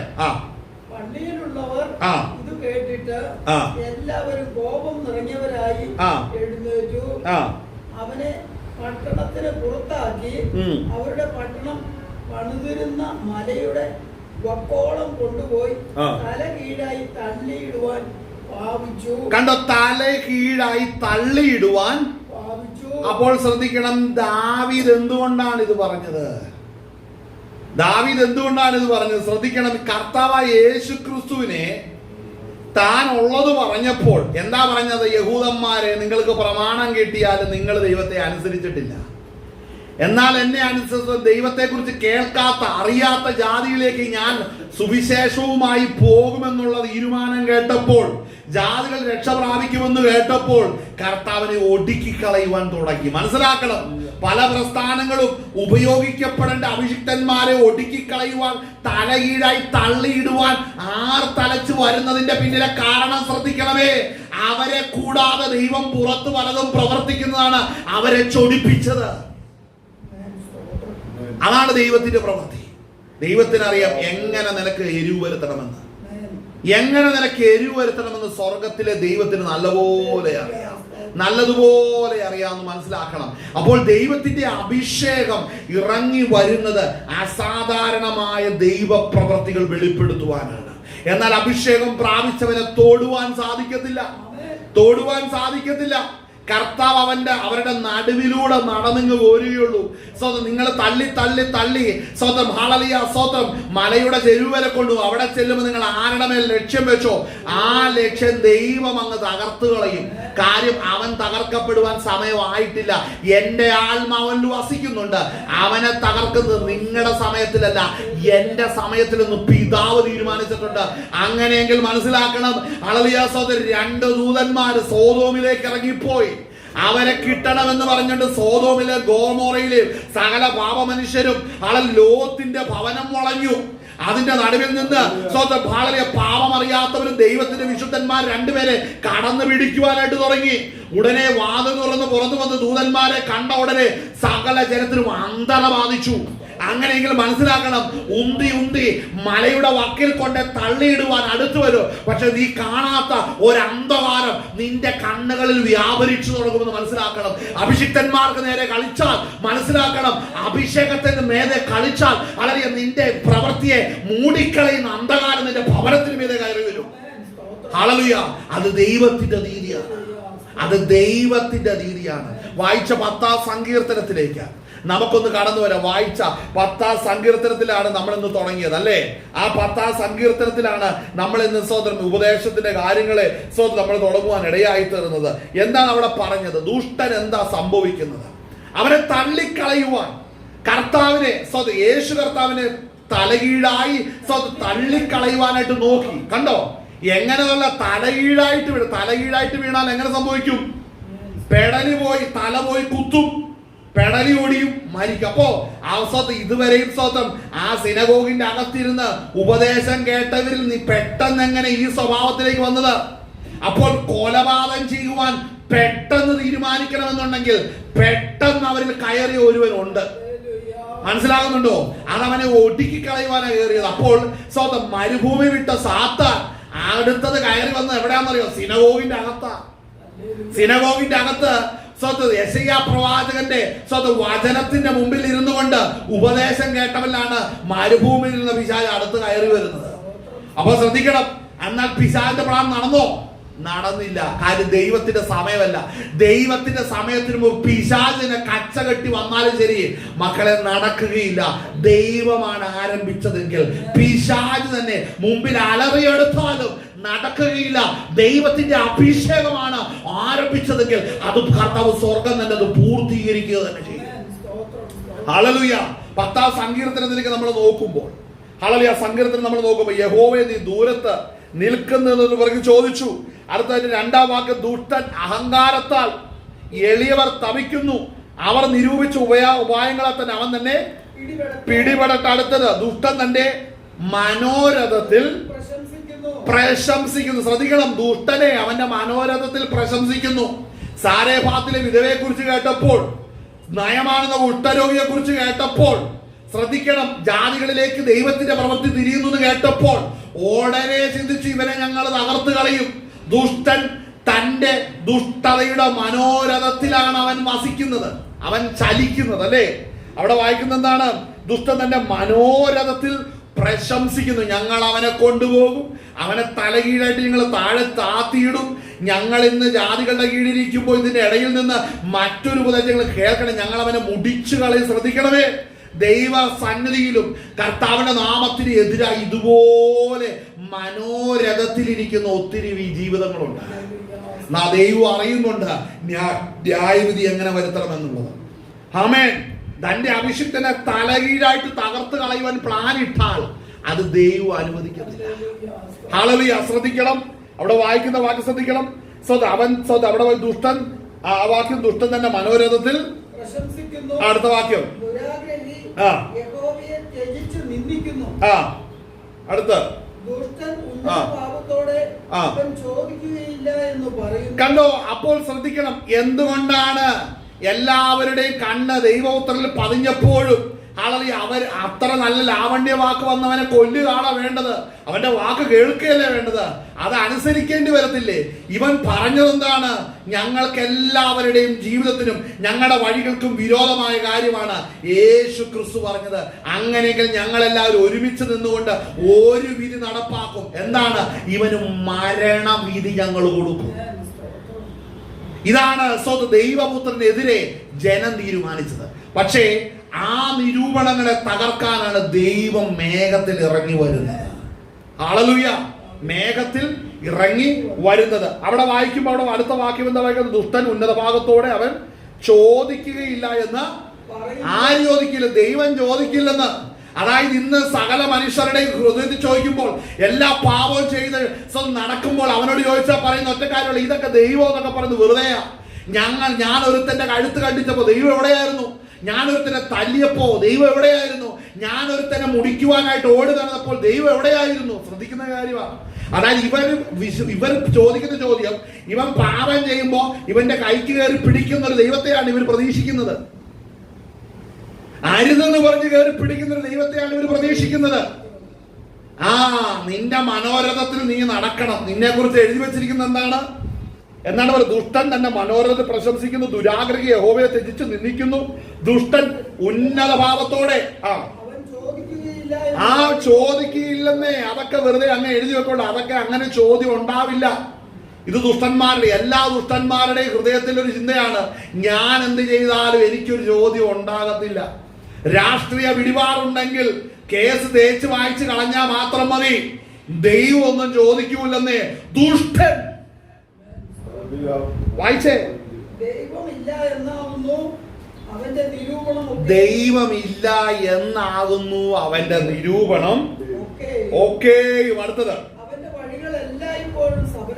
കണ്ടോ ആരുടെ വഴികൾ? അടുത്ത് അവന്റെ വഴികൾ എല്ലായ്പ്പോഴും. അടുത്ത്, നിന്റെ ന്യായവിധികൾ അവൻ കാണാതെ വണ്ണം ഉയരമുള്ളവ. തന്റെ സകല ശത്രുക്കളെയും അവൻ ചീറുന്നു. ഞാൻ കുലുങ്ങുകയില്ല, ഒരു നാളും അനർത്ഥത്തിൽ വീഴുകയില്ല എന്ന് അവൻ തന്റെ ഹൃദയത്തിൽ പറയുന്നു. അപ്പൊ താൻ ആരാ? ദുഷ്ടനല്ലേ? അപ്പൊ ദുഷ്ടന്റെ ഹൃദയത്തിലെ നിരൂപണം നമുക്കൊന്ന് വായിക്കും. ഇതാ പലരും ചിന്തിച്ചോണ്ടിരിക്കുന്നത്. എന്നോട് ആരാ ചോദിക്കാൻ? ഞാൻ എത്ര പേരെ ഇല്ലാതാക്കിയിട്ടുണ്ടെന്ന് അറിയാവോ? ഞാൻ എത്ര പേരെ മുടിച്ചിട്ടുണ്ടെന്ന് അറിയാവോ? ദുഷ്ടന്റെ ചിന്തയെ കുറിച്ചാണ് ഇവിടെ വചനം പറയുന്നത്. ഇവിടെ പറയുന്നത് എന്താണ്? അവന്റെ വഴികൾ ദൈവമില്ല എന്നാകുന്ന അവന്റെ നിരൂപണം. ദൈവം ഇല്ലെന്ന്. അത് വെറുതെയാണ്. കുറെ പേര് പാട്ട് പാടാനും ആരാധിക്കാനും വേണ്ടി വെറുതെ കാശുണ്ടാക്കാൻ വേണ്ടി കണ്ട ഒരു വഴിയാണെന്ന് പറഞ്ഞാണ് ഇവർ പറയുന്നത്. ഇവനത് ഉറപ്പോടെ പറയാൻ കാരണം എന്നാ? ഇവൻ ഒത്തിരി തിന്മയും ദുഷ്ടതയും പ്രവർത്തിച്ചപ്പോഴൊന്നും അവന്റെ തിന്മയും ദുഷ്ടതയും പ്രവർത്തിച്ചതിന് ഒരു തടസ്സം വന്നിട്ടില്ല. അവൻ ചെയ്യാൻ പോയ കാര്യങ്ങൾ നിറപടിയായി നിവർത്തിക്കപ്പെട്ടിട്ടുണ്ട്. അതിന് കാരണം ദൈവം ഇല്ലാത്തതുകൊണ്ടല്ലേ. ദൈവം ഉണ്ടെങ്കിൽ ഞാൻ ഈ ദുഷ്ടത പ്രവർത്തിക്കുമ്പോൾ അതിനെ തടുക്കണ്ടേ? ഹല്ലേലൂയ. പണ്ടൊരുത്തനുണ്ടായിരുന്നു, അവന്റെ പേര് കയീൻ. അവനൊരു സഹോദരൻ ഉണ്ടായിരുന്നു, അവൻ ഹാബേൽ. രണ്ടുപേരോടും പറഞ്ഞു, ദൈവത്തിന് പ്രസാദമായി യാഗമർപ്പിക്കാം. ഇളയവൻ കൊണ്ടുവന്ന് ഏറ്റവും മേത്തരമായ ആടുകളിൽ ഒന്നുകൊണ്ട് അർപ്പിച്ചു. ദൈവം അവന് പ്രസാദിച്ചു. കയ്യിൽ എന്ത് ചെയ്തു? അവൻ സ്വന്തം കറ്റകൾ കൊണ്ട് നിരത്തി വെച്ചു. ദൈവം അതിൽ പ്രസാദിച്ചില്ല. ദൈവത്തിന്റെ പ്രസാദം ഇറങ്ങാതിരുന്നപ്പോൾ അവൻ ഈ ദുഷ്ടന്മാരുടെ ഹൃദയത്തിൽ തോന്നിയ വിചാരം കയറി വന്നു. ഞാൻ അവനെ കൊന്നുകളയും, ഞാൻ അവനെ ഇല്ലാതാക്കും. ദൈവത്തിന് ശക്തി ഉണ്ടെങ്കിൽ ഇറങ്ങി വന്ന് എന്റെ കൈക്ക് കയറി പിടിക്കട്ടെ, എന്റെ തീരുമാനങ്ങളും എന്റെ താല്പര്യങ്ങളും തടുക്കട്ടെ. ഇതാണ് ദുഷ്ടനെ കുറിച്ച് പറയുന്നത്. അനേക കൺവെൻഷൻ പ്രസംഗങ്ങളിൽ ഇത് പറയുന്നില്ലെന്ന് ഓർത്തോ. അനേക ഇടങ്ങളിൽ യാഥാർത്ഥ്യം വിളിച്ചു പറയുന്നില്ല. അനേക സത്യങ്ങൾ വെളിപ്പെടുത്തുവാൻ ഇന്നും തയ്യാറാകുന്നില്ല. അക്കരെ നാട്ടിൽ ചെന്നാൽ നിന്റെ അവസാനം എന്താകുമെന്ന് ഓർത്താണ് ഞാൻ വിചാരപ്പെടുന്നത്.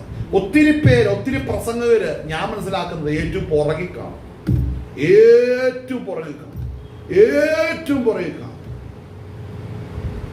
കാര്യം അവര് കാണണം, അവര് ഇത്ര സത്യം പറയാതെ വഞ്ചിച്ച് സത്യം അറിയിക്കാതെ ഇരുന്ന ജനം അവന്റെ മുമ്പിൽ ഇരുന്ന് ദൈവത്തെ മഹത്വപ്പെടുത്തുന്നത് കാണുവാൻ ദൈവം അവസരം ഉണ്ടാക്കട്ടെ. അടുത്ത് വായിച്ചേ. എന്താണ് ആ വാക്യം? ഒന്നുകൂടെ വായിച്ച. ദുഷ്ടന്റെ ഹൃദയത്തിലെ വഴിയും അവന്റെ വഴികൾ എല്ലായ്പ്പോഴും സഫലമാകുന്നു. കണ്ടോ, ദുഷ്ടന്റെ കാര്യം പറയുന്നത്. നമ്മളിൽ പലരുടെയും കാര്യം പ്രാർത്ഥനാ വിഷയം വരുമ്പോ പറയുന്നത്, പാസ്റ്ററേ പ്രാർത്ഥിക്കണം കേട്ടോ, അതെങ്ങനെയും നടക്കണം. അങ്ങനെ ഒരു പ്രാർത്ഥന വിഷയമൊന്നും ദുഷ്ടനില്ല. അവനങ്ങനെ സംഭവമില്ല. അവൻ ചെല്ലുന്നു, നടത്തുന്നു, മടങ്ങി വരുന്നു. ദുഷ്ടന്റെ ഏറ്റവും വലിയൊരു കാര്യമാണ്. നമ്മളൊരു കാര്യം ചെയ്യുന്നത്, രക്ഷിക്കപ്പെട്ട ദൈവമക്കൾ കാര്യം ചെയ്യുന്നത്, ദൈവത്തിന്റെ പ്രാർത്ഥിക്കും, കർത്താവ് ഇത് വേണോ, ഇത് ചെയ്യണോ, ഇത് പോകണം. ഏതൊരു കാര്യം ദൈവത്തോട് ആലോചന. ഇവൻ ആലോചന ഒന്നും ചോദിക്കാല്ല, ഇവൻ ചെല്ലുന്നു, നടത്തുന്നു, മടങ്ങി വരുന്നു. ദുഷ്ടനെ കുറിച്ചാണ് പറയുന്നത് വചനം, അല്ലേ? വായിച്ചേ അടുത്ത വാക്യം. എല്ലായ്പ്പോഴും സഫലമാകുന്നു. ഒരു കാര്യം പോലും നടക്കാതെ വന്നിട്ടില്ല. അവനൊരു കാര്യം നടക്കാതെ. നമ്മളെ സംബന്ധിച്ചോ, ക്രിസ്തുവിന്റെ ആത്മാവ് തടുക്കും, പരിശുദ്ധാത്മാവ് തടുക്കും. ദുഷ്ടൻ അങ്ങനെ ഒരു ബ്ലോക്കിംഗ് ഉണ്ടോ? ഇല്ല. കണ്ടോ, നമ്മെ സംബന്ധിച്ച് ഒരു കാര്യത്തിന് ഉറങ്ങുമ്പോഴത്തേനും തടസ്സം വരുമ്പോ അയ്യോ ഇത് പോരാട്ടമാ എന്നല്ല പറയേണ്ടത്. ഇത് കർത്താവ് ബ്ലോക്ക് ചെയ്തിരിക്കുന്നത്. നീ ചെയ്യാൻ പാടില്ലാത്തതും പോകാൻ പാടില്ലാത്തതും കേൾക്കാൻ പാടില്ലാത്തതുമായ കാര്യങ്ങൾക്ക് മുടക്കം വരുമ്പോൾ മനസ്സിലാക്കുകയോ, ഇത് ദൈവിക ഇടപെടൽ അതിനകത്ത് വരുന്നുണ്ട്. കർത്താവ് അതിനെ ഹോൾഡ് ചെയ്യുകയാണ്, അതിനെ ബ്ലോക്ക് ചെയ്യുകയാണ്. പക്ഷെ ദുഷ്ടന്മാരുടെ കേസ് അങ്ങനെയല്ല. അവർക്ക് ഒരു ബ്ലോക്കും ഇല്ല, ഒരു തടസ്സവും ഇല്ല, അല്ലേ? ഹല്ലേലൂയ. പലരും പ്രാർത്ഥിക്കുന്നത് ഇവരെ പോലെ ആകാൻ വേണ്ടിയാ. ഒരു തടസ്സമില്ലാതെ കാര്യം നടക്കണം. അത് ആരുടെ കാര്യമാണ് പറയുന്നത്? തടസ്സമില്ലാതെ ഒരു കാര്യം നടക്കുന്നുണ്ടെങ്കിൽ ഭൂമിയിൽ ദുഷ്ടന്മാർക്ക് മാത്രമേ നടക്കുന്നുള്ളൂ. കാര്യം അവരുടെ അവസാനം നിത്യ നാശമാണ്, അല്ലേ? വായിച്ചേ അടുത്ത്. നിന്റെ ന്യായവിധികൾ അവൻ കാണാതെ വണ്ണം ഉയരമുള്ളവ തന്റെ സകല ശത്രുക്കളോടും അവൻ ചീറുന്നു. കണ്ടോ, ചീറുന്നു. കാര്യം ഞാൻ അവനെ പേടിപ്പിച്ചാലോ, അവനെ നേരെ ഭീഷണി പറഞ്ഞാലൊന്നും ഒന്നും പേടിക്കാനില്ല. അങ്ങനെ ഒന്നിനെ പേടിക്കും. ഇവൻ പേടിക്കുന്നു, ഇവന്റെ ദൈവത്തെ പേടിക്കുന്നുണ്ട്. കാര്യം ദൈവം ഇല്ലെന്ന് എനിക്കറിയാം. കാരണം ഇവൻ പറയുന്ന ദൈവം ഉണ്ടെങ്കിൽ ഞാൻ ഇവനെ ഉപദ്രവിച്ചപ്പോ ഇറങ്ങി വന്ന് എന്നെ തടുക്കണ്ടായിരുന്നോ? മുഖാന്തരങ്ങളിലൂടെ തടുക്കണ്ടായിരുന്നോ? സാഹചര്യങ്ങളിലൂടെ തടുക്കണ്ടായിരുന്നോ? തടുത്തില്ലല്ലോ. അങ്ങനെയാണെങ്കിൽ ഇവൻ വിശ്വസിക്കുന്ന ദൈവം ഇല്ല. ഇതാണ് ദുഷ്ടന്റെ ചിന്താഗതി. ആ കാറ്റഗറിയിലുള്ള ഒത്തിരി പേര് ജീവിച്ചിരിപ്പുണ്ട്. പക്ഷേ ഇവരൊക്കെ ഈ പ്രവർത്തിക്കുന്നതിന് മുമ്പേ ദൈവത്തിന്റെ വചനം എഴുതപ്പെട്ടിരിക്കും, ഇങ്ങനെയുള്ളവരൊക്കെയാ വരുന്നതെന്ന്. ഇവര് ഈ വചനം വായിക്കുന്നില്ലല്ലോ, ഇവര് ഈ വചനം അറിയുന്നില്ലല്ലോ. വായിച്ചേ. കണ്ടോ, ഞാൻ കുലുങ്ങുകയില്ല. കണ്ടോ, ഇതാണ് അവർ. എനിക്ക് ഒരു പ്രശ്നവും വരില്ല, ഒരു ആക്സിഡന്റും വരില്ല. അതുകൊണ്ട് ഇവരൊക്കെ റോഡിൽ ഇറങ്ങിയ വണ്ടി 100, 150, 200 ആയിരിക്കും പോകുന്നത്. കാര്യം അവരെ കൊണ്ടുപോകുന്ന സ്പിരിറ്റ് ഉണ്ട്, പാപത്തിന്റെ ശക്തി, പിശാചാണ്. അതവനെ കൊണ്ടുപോയി എന്നേക്കും നശിപ്പിക്കാൻ പോകും. അതുകൊണ്ട് അവിടെ പറയുന്നത്, അവിടെ ആ വാക്യം എന്താ വായിക്കുന്നത്? ഇപ്പൊ വായിച്ച വാക്യം, ഞാൻ കുലുങ്ങുകയില്ല. ഇവനൊക്കെ ചാകും, പക്ഷെ ഇവര് ചാകുന്നില്ല. ശ്രദ്ധിച്ചിട്ടുണ്ടോ?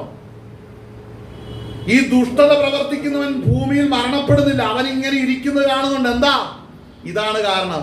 അവന്റെ പ്രാണൻ അവനെ വിട്ടുകഴിഞ്ഞാൽ അവനെ സ്വീകരിക്കാൻ കീഴെ പാതാളം വായ തുറക്കും. ഹല്ലേലൂയ. മനസ്സിലാക്കണം. ഹല്ലേലൂയ. മരണത്തിന്റെ വാശങ്ങളും പാതാളത്തിന്റെ വാശങ്ങളും അവനെ തുടർന്നു പിടിക്കും. കെണികൾ അവനെ പിടിക്കും. ഹല്ലേലൂയ. ഈ പറയുന്ന നായ്ക്കളും ഹല്ലേലൂയ അലറുന്ന സിംഹങ്ങളും ബാശാൻ കൂറ്റന്മാരും കാളകളും അവനെ വളയും. അവൻ നിലവിളിക്കുമ്പോൾ ഭൂമിയിൽ ഒരു മനുഷ്യനും കേൾക്കുകയില്ല. അവന്റെ പ്രാണൻ നിലവിളിക്കുമ്പോൾ ഒരു മനുഷ്യനും കേൾക്കുകയില്ല. അവന്റെ ജഡശരീരം ഭൂമിയിൽ അടക്കുമ്പോഴും അവന്റെ പ്രാണനെ കൊണ്ടുപോകാൻ മരണത്തിന്റെ ദൂതൻ വരികയും ചെയ്യും. വായിച്ചാട്ടെ. ഞാൻ കുലുങ്ങുകയില്ല, ഒരു നാളും അനർത്ഥത്തിൽ വീഴുകയുമില്ല എന്ന് അവൻ തന്റെ ഹൃദയത്തിൽ പറയുന്നു. അവന്റെ വായിൽ ശാപവും വ്യാജവും സാഹസവും നിറഞ്ഞിരിക്കുന്നു. കണ്ടോ? വ്യാജവും സാഹസവും നിറഞ്ഞിരിക്കുന്നു. അവന്റെ നാവിൻ കീഴിൽ ദോഷവും അതിക്രമവും ഇരിക്കുന്നു. അവൻ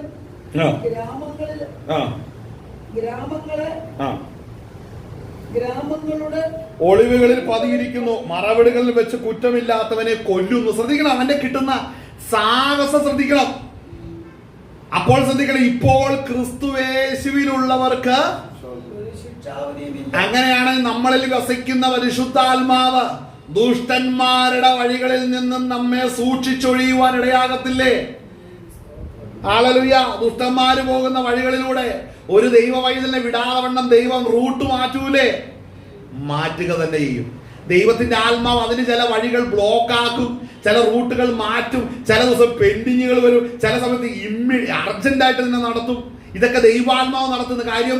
നീ പോകേണ്ട റൂട്ടുകളിൽ നിന്ന് ദുഷ്ടനെ മാറ്റിക്കൊണ്ടിരിക്കുകയായിരുന്നു. ഹല്ലേലൂയ.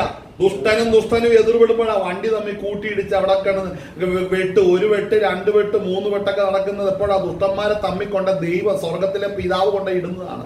ഒരു ദുഷ്ടനെ തീർക്കാൻ വേറൊരു ദുഷ്ടനെ കൊണ്ട ഇടും, അല്ലേ? ഹല്ലേലൂയ. സ്തോത്രം. ഹല്ലേലൂയ. നിങ്ങൾക്കറിയാവോ? കയ്യീൻ പാപം ചെയ്ത് ഓടി. അതിനുശേഷം കാലങ്ങൾക്ക് ശേഷം മറ്റൊരുത്തനെ നമ്മൾ ഉൽപ്പത്തി പുസ്തകത്തിൽ കാണുന്നുണ്ട്. ഹല്ലേലൂയ. സ്തോത്രം. അത് കാരണവരുന്നിട്ട് പറയും, ഞാൻ കൊല്ലൂന്ന്. ഞാൻ അവനെ, എന്റെ ഒരു പുരുഷന് പകരം ഞാൻ അവനെ കൊല്ലൂന്ന് എന്ന് പറയുന്ന ഒരു ഭാഗം നമ്മളവിടെ കാണുന്നുണ്ട്. അപ്പോൾ മനസ്സിലാക്കണം, ഇതിങ്ങനെ തലമുറയായിട്ട് ഈ പാപത്തിന്റെ ശക്തി കയറി വരികയാണ്. സ്നാനപ്പെട്ടത് കൊണ്ട് മാത്രമാകുന്നില്ല, സ്നാനപ്പെടാതെയും കഴിയത്തില്ല. സ്നാനപ്പെട്ടവനിൽ പരിശുദ്ധാത്മ അഭിഷേകം പ്രാപിക്കണം. ആമേൻ. മാനസാന്തരപ്പെടാത്തവനെ സ്നാനപ്പെടുത്തരുത്. സംഘടന ചേർത്താൻ സ്നാനപ്പെടുത്തരുത്. സ്നാനപ്പെട്ടവൻ മാനസാന്തരപ്പെട്ടതിന് ശേഷം സ്നാനം കൊടുക്കാവുള്ളൂ. സ്നാനപ്പെട്ടെങ്കിൽ മാനസാന്തരപ്പെട്ടതാണ് പരിശുദ്ധാത്മാഭിഷേകം പ്രാപിക്കണം. പരിശുദ്ധാത്മാവിനെ പ്രാപിച്ചാൽ മാത്രമേ നീ കർത്താവിന്റെ ട്രാക്കിൽ വരുന്നുള്ളൂ. അല്ലെങ്കിൽ നീയും ദുഷ്ടന്റെ ലിസ്റ്റിലേ വിടുന്നുള്ളൂ. സ്തോത്രം. സ്നാനപ്പെട്ടിട്ട് അഭിഷേകം പ്രാപിച്ചില്ലെങ്കിൽ നിന്റെ ജീവിതത്തെ വളരെ ക്ലിയർ ആക്കി നോക്കണം. അനാവശ്യമായ ലൈസൻസ് കൊടുക്കരുത്. അഭിഷേകം പ്രാപിക്കാതെ 25-30 വർഷം ഹാളിന്റെ അകത്തിരുന്ന് കൂട്ടായ്മയ്ക്കകത്തിരിക്കുന്നവരെ കണ്ടിട്ടുണ്ടോ? സൂക്ഷിക്കണമേ. ഇന്നും അവന്റെ ജീവിതത്തിൽ പാപത്തോട് ഗുഡ് ബൈ പറഞ്ഞിട്ടില്ല, അല്ലെ ദൈവത്തെ അറിഞ്ഞിട്ടില്ല, ഇതുവരെ മാനസാന്തരപ്പെട്ടിട്ടില്ല, വീണ്ടും ജനിച്ചിട്ടില്ല. വീണ്ടും ജനന അനുഭവം ഇല്ലാത്തവന്റെ മേൽ പരിശുദ്ധാത്മാവ് എങ്ങനെ വരും? ഹല്ലേലൂയ. വീണ്ടും ജനനത്തിന്റെ അനുഭവം ഇല്ലാത്തവന്റെ മേൽ പരിശുദ്ധാത്മാവ് എങ്ങനെ വരും?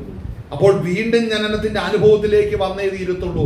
ഒരു കാര്യം പറയാം, ഇന്നു പകൽ വേളയില്ല ഈ വചനം കേട്ടതിന് ശേഷം ഇന്നാണ് എന്റെയും നിങ്ങളുടെ അവസാനം. കർത്താവിന്റെ വരവ് ഇന്നാണെങ്കിൽ ഇന്ന് ഈ പ്രസംഗത്തോടുകൂടെ സ്വർഗത്തിലെ ദൈവം ഭൂമിയിലെ ശുശ്രൂഷകൾ അവസാനിപ്പിക്കും. ഹല്ലേലൂയ. ഒരുങ്ങിയിരിക്കുന്നവനെ കർത്താവ് കൊണ്ടുവരും. ശ്രദ്ധിക്കണമേ, നീ ഇതുവരെ അഭിഷേകം പ്രാപിക്കുകയോ ബലപ്പെടുകയോ ഒരുക്കപ്പെടുകയോ ചെയ്യാതെയാണ് ഇരിക്കുന്നതെങ്കിൽ ദുഷ്ടനോടുകൂടെ നീ കൈവിടപ്പെട്ടാൽ, ഈ പറയപ്പെടുന്ന ലിസ്റ്റിലുള്ളവനോടുകൂടെ നീ കിടന്നാൽ, ഇതുവരെ നിന്നെ സൂക്ഷിച്ച കരങ്ങൾ സ്തോത്രം ഹല്ലേലൂയ പിന്നീട് ഇല്ലെന്ന് മനസ്സിലാക്കണം. സ്തോത്രം. നിന്നെ ഇതുവരെ നിന്നെ നടത്തിക്കൊണ്ടുവന്നത് ഇന്നല്ലെങ്കിൽ നാളെ നീ മാനസാന്തരപ്പെടും, ഇന്നല്ലെങ്കിൽ നാളെ നീ ക്രമീകരിക്കപ്പെടുമെന്നുള്ള ദൈവത്തിന്റെ വലിയ പ്രതീക്ഷയാണ് നിന്നെ പല അനർത്ഥത്തിൽ നിന്നും വിടുവിച്ചത്. പക്ഷെ എന്നിട്ട് നീ ഫലം കായ്ച്ചില്ലെങ്കിൽ നിന്നെ ഇനി കുടഞ്ഞു കളയുവാൻ പോകുന്നത് ദുഷ്ടന്മാരോടുകൂടെയാണെങ്കിൽ എന്നെ കേൾക്കുന്ന ദൈവം പ്രിയ പൈതൽ, നിന്റെ അവസാനം ഏത് വിധത്തിലായിരിക്കും? ഇന്ന് പകൽ നേരെ ശ്രദ്ധിക്കണം. കർത്താവ് അഭിഷേകത്തോടുകൂടെ താൻ ജനിച്ചു വളർന്ന ഗ്രാമത്തിലേക്ക് ചെന്നു, ആത്മാവിൽ നിറഞ്ഞു, പ്രവചന നിവൃത്തിയെ കുറിച്ച് പറഞ്ഞു, ജാതികൾ രക്ഷ പ്രാപിക്കുന്ന വിധത്തെ കുറിച്ചും സ്വർഗീയ ദൈവത്തിന്റെ പദ്ധതി അനുസരിച്ച് ജാതികൾ സൗഖ്യം വന്നതിനെ കുറിച്ച് യഹൂദാ ഗോത്രത്തിലെ ജനങ്ങൾ കേട്ടപ്പോൾ അവർ കർത്താവിനെ തലകീഴായി തള്ളിയിടുവാനായിട്ട് ആർത്തടുത്തു വന്നു. മനസ്സിലാക്കണം, ഹല്ലേലൂയ, മരുഭൂമിയിൽ ഇരുന്ന സാത്താന്യ ശക്തി ഹല്ലേലൂയ സിനഗോഗിന്റെ അകത്ത് കയറിയെങ്കിൽ മനസ്സിലാക്കണമേ, നീയോ ഞാനോ അതിന് ഇടം വരുത്താവണം. ദൈവ കൃപയിൽ ഏൽപ്പിച്ചു കൊടുത്ത മുന്നേറുവാൻ തക്കവണ്ണം സ്വർഗം നിങ്ങളെ ബലപ്പെടുത്തുമാറാകട്ടെ. ദൈവ കരത്തിൽ നമുക്ക് സമർപ്പിക്കാം. യഹോവേ, ദൂരത്ത് നിന്ന് നിൽക്കുന്നത് കഷ്ടകാലത്ത് നീ മറഞ്ഞിരിക്കുന്നത് എന്ത്? ദുഷ്ടന്റെ അഹങ്കാരത്തിൽ എളിവൻ തപിക്കുന്നു, അവൻ നിരൂപണത്തിൽ ഉപായങ്ങൾ അവൻ തന്നെ പിടിക്കപ്പെടട്ടെ. ഇപ്പോൾ ക്രിസ്തുയേശുവിലുള്ളവർക്ക് ഒരു ശിക്ഷാവിധിയുമില്ല. ജീവന്റെ ആത്മാവിന്റെ പ്രമാണം എനിക്ക് പാപത്തിന്റെയും മരണത്തിന്റെയും പ്രമാണത്തിൽ നിന്ന് ക്രിസ്തുയേശുവിൽ എനിക്ക് സ്വാതന്ത്ര്യം വരുത്തിയിരിക്കുകയാണ്. കർത്താവായ യേശു ക്രിസ്തു മുഖാന്തരം സ്വാതന്ത്ര്യം ലഭിച്ചവരെ ദൈവ കൃപയിൽ ആശ്രയിക്കുക. അഭിഷേകത്തിന്റെ നിറവിൽ നിങ്ങളെ തന്നെ സമർപ്പിച്ച ആത്മാവിന്റെ നിറവ് ദൈവത്തിന് മഹത്വം കൊടുക്കുക. ദൈവത്തെ ആരാധിക്കുക. കൃപാവരങ്ങൾ ജ്വലിക്കുമാറാകട്ടെ, വരങ്ങളെ ഉപയോഗിക്കുമാറാകട്ടെ. വിവേചന വരത്തെ നിങ്ങൾ ചുറ്റുമുള്ള ജനത്തെ വിവേചിച്ച് മനസ്സിലാക്കുക. കർത്താവ് നിങ്ങളെ ബലപ്പെടുത്തുമാറാകട്ടെ. ഈ വചനങ്ങളെ സ്വർഗ്ഗം നിങ്ങളെ ബലപ്പെടുത്തുമാറാകട്ടെ. നമുക്ക് കണ്ണുകൾ അടയ്ക്കാം, നമുക്ക് പ്രാർത്ഥിക്കാം. കർത്താവിന്റെ സന്നിധിയിലേക്ക് നമുക്ക് തന്നെ പൂർണ്ണമായും നമുക്ക് സമർപ്പിക്കാം. കർത്താവ് ചെയ്ത എല്ലാ